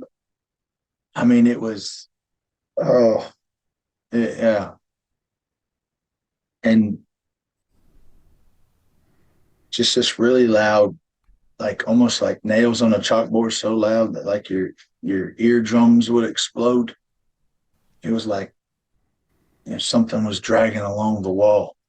And I just remember thinking, oh, thank you, thank you, thank you. I don't have to know what's down there, because it was complete black. And it started to go back up, and it got about the middle. And I looked up, and she was a angel of big turquoise wings, and she was looking down at me what almost looked like a well or some kind of cavernous kind of thing looking down at me is the best way I can describe it. And it got about 3/4 of the way up, and then the voice said, have you ever cheated on me? And I've been in so many precarious situations in my drug addiction, and woke up in situations where I couldn't tell you if I had or not. So truth be told, I could not deny it. And I knew they already knew my heart.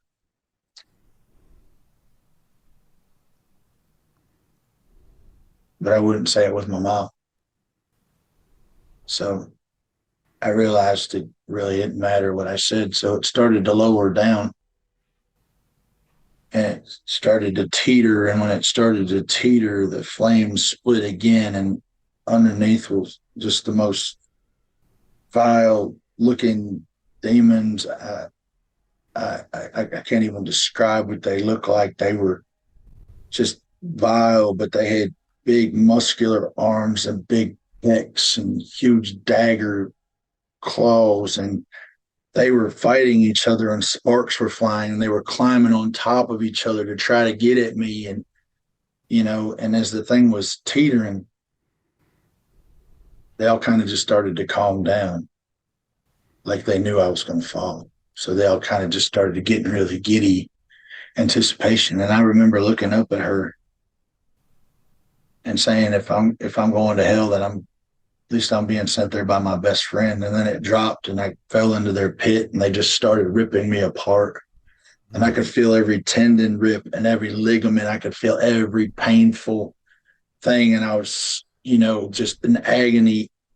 And they ripped me apart and they had me on top of them. And they were just getting ready to celebrate. And then in my room with my hands above my head going, I'm alive. I'm alive. Mm.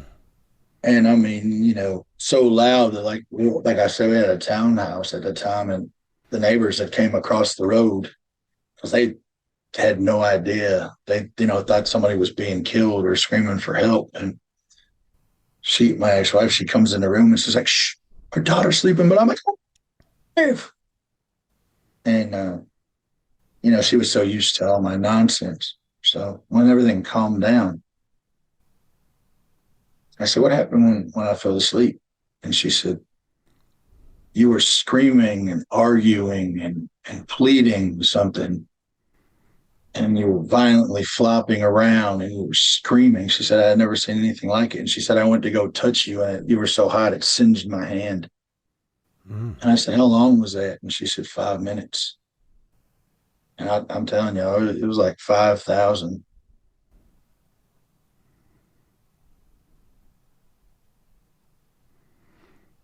And even after all that happened, I didn't get on my face and repent. I didn't get on my face and say thank you. I screamed and said, "Make it stop." And then all of a sudden I told myself, there's no way that was real. There's no way that was real. There's no way. And it got to the point where I was hearing, voices in my head say, "That's your God. It brings you back to life to send you to hell anyway. What kind of God is that?" Test the spirits. Saying things like that and really twisted ways of saying it. And then, things I never shared with people, but since, it's something that people need to hear, especially since this ministry has been started. That people have been sharing things with me that they thought weren't real, and now they realize they were. I was being stalked by demons for like a month after that. I mean, I was still in that house where I died at, still going to sleep there, still living there, and I was seeing black figures and feeling stuff on my neck all the time. And, leave for the gym and I'd see dogs with red eyes or yellow eyes or wolves or people jumping from rooftop to rooftop. But, oh, I mean, it can't be real. It's just as I haven't slept or whatever. And then I went and shared it with two people. I told my mama and then I told that doctor, thinking that they would be like voices of reason. And they both said, "You're not crazy. You know what you saw. You need to change your ways." And the one doctor that I was telling you about, she had such an attack of conscience about selling those drugs to people. She quit a $180,000 job and went back to the Mm. farm. Never heard from her again. She just up and quit. Mm. Um, and yeah, I mean, it turned into where I was being stalked by them. And I was so afraid to talk about it or tell anyone because I was like, this is like the hell real and it's just going to keep repeating like that. And no matter how much I think, no matter how much I think, things are going to change. It's going to be me in my room on the floor. And then all of a sudden I'm back in hell. And then it's this and it's that, it was just, that's how terrifying it was. And I was scared to tell anybody. So instead of that, I just started drinking again. And then I started drinking heavily again. And then I was like, well, I'm going to hell anyway. So then I had convinced myself, and then I just went all off the rails that way for about 2.5 more years. And then in 2019, so excuse me, 2018. So yeah, about 2 years. That June, I decided that I was done because I got to the point where I was even doing new drugs now. I was up to fentanyl and cocaine. And then I got to the rehab. So this was the 34th time, but I was finally going to take it serious because I knew there was no other. I was going to die. There was no other chance. And the doctor says, The only reason you're alive is because the fentanyl's been stopping your heart, but the cocaine's been restarting it. There's nothing else in your system, no water, no Gatorade, no nothing. It was just fentanyl and cocaine. And I went there and really took it serious. But my ex-wife had already had a new boyfriend and had been bringing him around my daughter and had moved me out of the house and had been having an affair for a long time. And then other affairs started coming out and all the truth started coming out. And here I was, 7 months clean, completely homeless and living under a bridge. Hmm. And Wow. still, still didn't want to listen. And then, they talk about guardian angels. Well, one thing I remembered is no matter where I went on that journey, like I said, it was always like Satan was the dance puppet master. Jesus would cut the strings. Every time Satan thought he had his grip on me, Jesus would grab me back over and say, like if you're walking in front of that semi and here's Satan is the semi, but Jesus grabs you and says, "Get over here, boy." Hmm. That dad, he's teaching you. He's not going to let you fall, but he can't stop you, but he's not going to let you get hit by that semi either. And so one time I was homeless and I was doing a job with a guy and I never even met the guy. We just ended up in the same place at the same time and we were both renting a room for a minute. And I was going to commit suicide and I had already planned it and everything. And people thought they knew, but I hadn't told anybody. And I didn't even know this man. And we're sitting there with a saw blade, and I spun the saw blade, and he looked at me and he says, "You believe in God?" And I thought that was a really strange question for somebody that just met me. And he says, "Well, if you do, if you run that saw blade across your wrist like you're thinking, whatever you're going through, magnify that by about 2 billion times." Hmm. See, the eye opener right there was like, wow, wait a minute. If I was in hell still and was being punished, why would he be telling me not to do that instead of saying, "Hey, man, why don't you go that road?" So that this stuff kept happening, and I wouldn't panhandle, I wouldn't rob, I wouldn't steal. I would work for whatever I could, and everybody was taking advantage of me. They throw you $25 to say at least it's something for 100 hours of work, or give you a sandwich. But the beautiful thing was, is I always had food and raiment. That's what he Hmm. promises us. I always had food and raiment. I always had food. I always had clothes. That's what he promises us, and that's exactly what I had that whole time, and didn't even realize it. So I had a truck.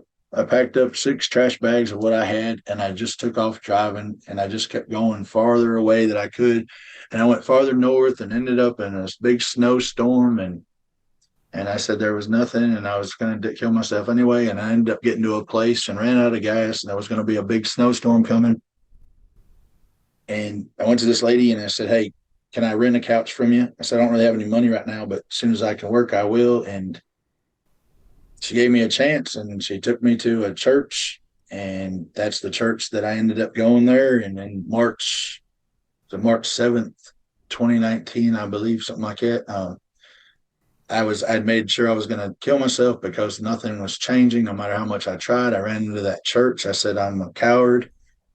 Spare me and kill me or save me and use me." I hit the floor. I started bawling in front of that whole congregation. I didn't care.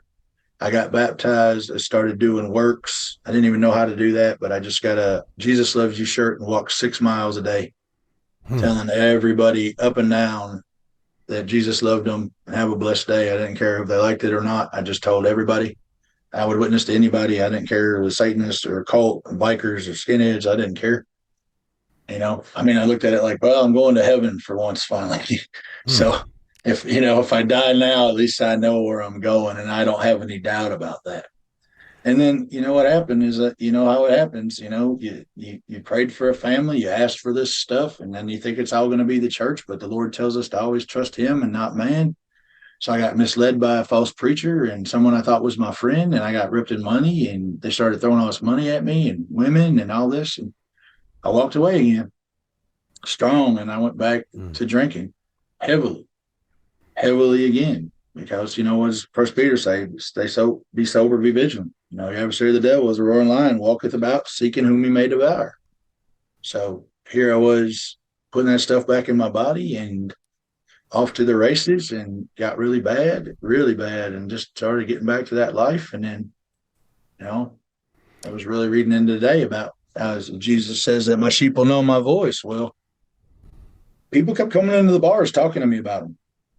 And I wasn't had no shame at all. I would talk to them day and night at the bar. And people would say, "Why are you talking about Jesus in a bar?" I said, "Why not?" I said, "Do you really think that I want to have to be on my judgment and him say, I send these people to you at the bar and you refuse to talk to them?" No, I would talk to anybody about him at any time. And so, that's how it really happened. I got things kept happening and people would get sick. And instead of me running away from it, I'd run and get my little Bible and run to them and make sure that they were saved before they died. And it didn't matter to me. I didn't need to have to pray or ask for that. Those things were already told to me prior, and he says that, my servants to carry on my work. You don't have to pray about things that you already know. He's already told you what to do, guidelines of how to live your life, Yeah. you know what I mean? I mean, salvation is not of works. It's a gift, lest any man should boast. But then what else is when you get saved? Faith without works is dead. You get baptized, renewing of your mind, Romans 12:2, renewing of your mind. And then you start doing works, and then you start planting seeds and you pray God giveth the increase. And that's all you can really do, Yeah. you know? Yeah. Well, absolutely. And, what God, um, what the enemy intends for bad, God can use for good. In your case, you're a living example of that. But he had his hand on you since you were a child. And today, tell us about what you're doing, because you have a ministry now and you're reaching a lot of people with Oh, the ministry. absolutely. I was waiting for this part of the whole time to talk about it. It's like you talk about the backstory, but then you can't wait to tell about all the amazing things. Oh, it's incredible. I mean, when he called me back, he used something that was so overwhelming twice to get my attention. And when I heard it, I knew, and I wasn't going to sit there and be like, "Oh, he's just going to keep trying," because I didn't want to even think about what that would be. So when he called me back, I just started getting to work, and I didn't really know what to do. I started going to AA and getting into the word and reading the Bible and praying and working through resentments, not waiting for people to lead me to it, working through my resentments, confessing everything that I had done wrong, making amends with people, not waiting for to do the steps. I mean, I'd been through that stuff 34, 35 times. So it was like I already knew all of it. I just needed to renew my mind. And he says to come as me as little children. Come to me as little children, because we don't know what we're doing. He doesn't want us to come to him all, "Hey, we know what we're doing," because if we knew what we were doing, we wouldn't need a savior. Amen. I mean, let's be real. Yeah. Well, it's Yeah. called self-righteousness, isn't it? That we think that we know better than God. And Amen. yeah, Amen. yeah, and And oh yeah. yeah, And so yeah, I mean it's incredible. For 2 months he just had me studying and studying and studying, and I had no idea what I was learning. And then I got baptized in the Spirit and I started praying in the Spirit. And then the stuff just became revealed to me over and over, about the mystery of the gospel is revealed as we walk in the Spirit, and it just started opening my eyes to so many things. And then Romans 12:2, renewing your mind and fruits of the Spirit. And just so when I knew he was calling me to do something, I just had no idea what it was. And so when I got baptized in the Spirit, Satan really started trying to hinder that journey by bringing people in my life from the past to attack me that would have never done that before, to the point where it was like almost throwing me back to going back and taking care of things from the past that I had thought I let go of. So when that happened, I started like washing the dishes one day, and I was listening to First Timothy, and instantly it was like, "It's time to give your testimony. It's time."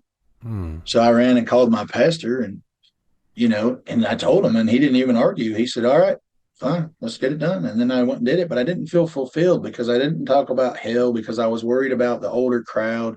because, people would tell you got to be careful what you say and that kind of thing. So I just kind of wasn't sure, and everything was kind of stagnated. It was like I was looking for these signs and wonders. Lord, is that you? And then, it was revealed to me that my whole life has been based on faith. Because there Mm. ain't never been a sign that's ever said to me it was going to get any better until 2019 when I fully gave my life to Christ. Is the only time I ever had a sign that it was going to get better.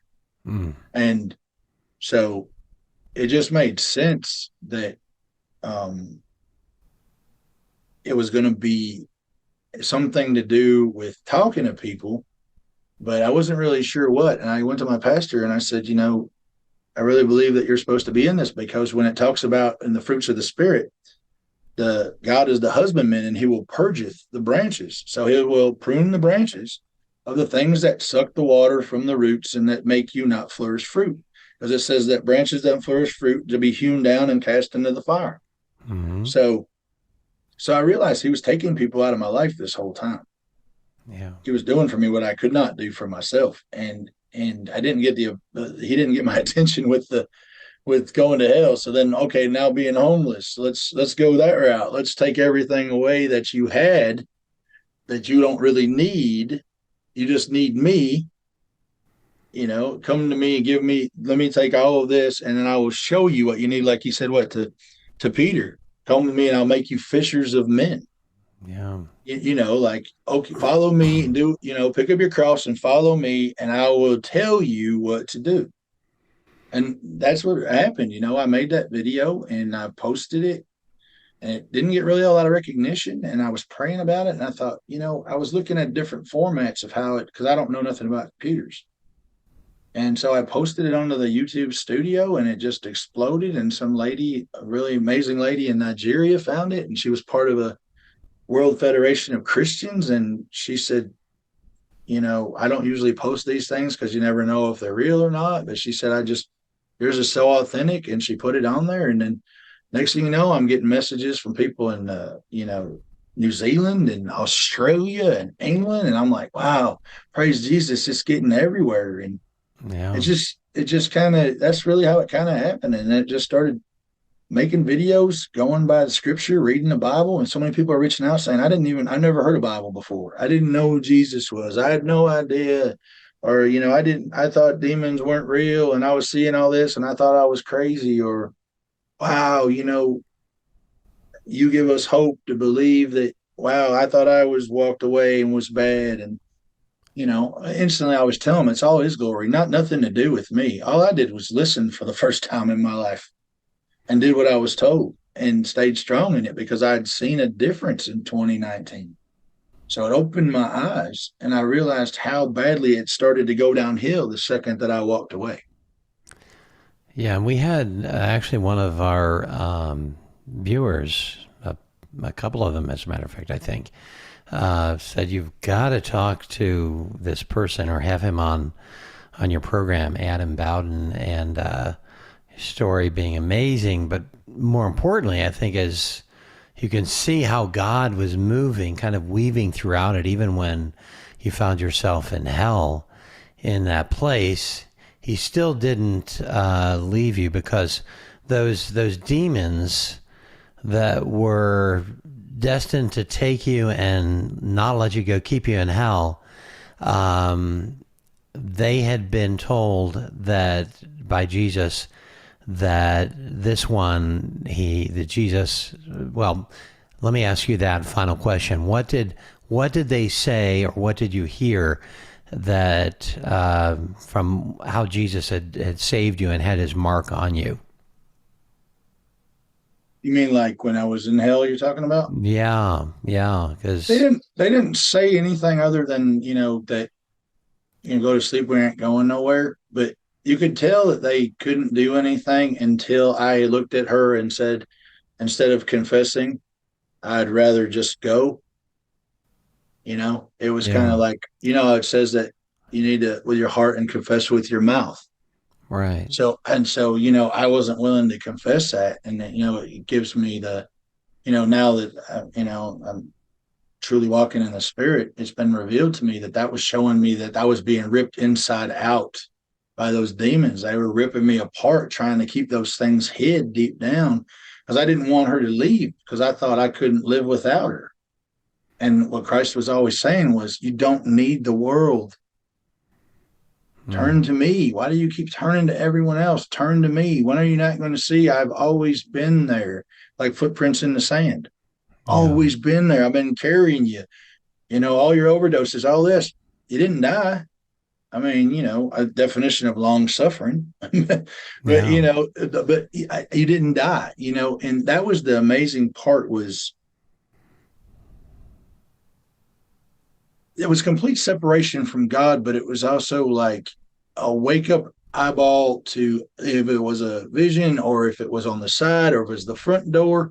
But it was enough to get my attention, but still cared what the world thought, and I could care less what the world thinks anymore. Because that's the thing, when you wake up from something like that, or you come back to, you're like, man, if I tell people I'm going to lose my drinking buddies or whatever. But like I was telling your wife, the day that he inspired me to do it, I was taking the trash cans out and I kicked this pipe, and all of a sudden I saw these little vision bubbles of a lady walking her dog and someone driving their kids to school, people at the bar, someone counting money, and then it was instantly like, in a second, it's gone. Hmm. All that matters is, where are you going? Are you going to live with Jesus? Are you going to die in hell? The Mm-hmm. Bible says it's the second death. And that's what motivated me. And that's why I sat down and did those two videos in that quick amount of time, because it was so hard. It's like right now I'm getting a headache. I mean, just from talking about this stuff, but I know it's been washed, it's forgiven, and I know I'm covered in the armor. So as long as I remember that there's a force field around me that no one can see, but I know is there, I'm okay. But it's also still really hard to talk about. But then when I started talking to y'all and looking into it, like if it could really help somebody, then it was all worth it. But all the Yeah. times I used to share it just to go drink and get people to feel sorry for me, it was just vain babbling, as Paul says in Romans, just vain babbling. So yeah, I didn't think they could touch me, but I could definitely feel the hatred. I can tell you that. Yeah. Well, some of those who have had afterlife hell accounts like you, Adam, have said they've actually suffered from post traumatic stress disorder or some trauma having been to hell. But in your case, you lived pretty much in your youth, at least, in a worldly type of hell. You went there and you found this grace, this redemptive freedom in Christ. And now we're getting to what is probably in all of our shows my favorite part, which is I have the opportunity to invite you, Adam, to pray for our audience. There are many who are listening right now who are hurting. Maybe they're caught in addiction. Maybe they feel like they're, destined for hell, or they don't know if they will go to hell when they die. So, would you be kind enough, Adam, to pray for our audience now, please? Yes, sir. Dear Heavenly Father, just thank you. We just praise you and just glorify you, Lord. That thank you for just another blessed, beautiful day. Lord, I just ask that you wrap all and cover all in your armor, Lord, and just keep an eye on all of us because there's such a evil out there. Lord, just to wrap your arms around and just I pray that their hearts stay softened and their minds stay open. I pray for their repentance, Lord.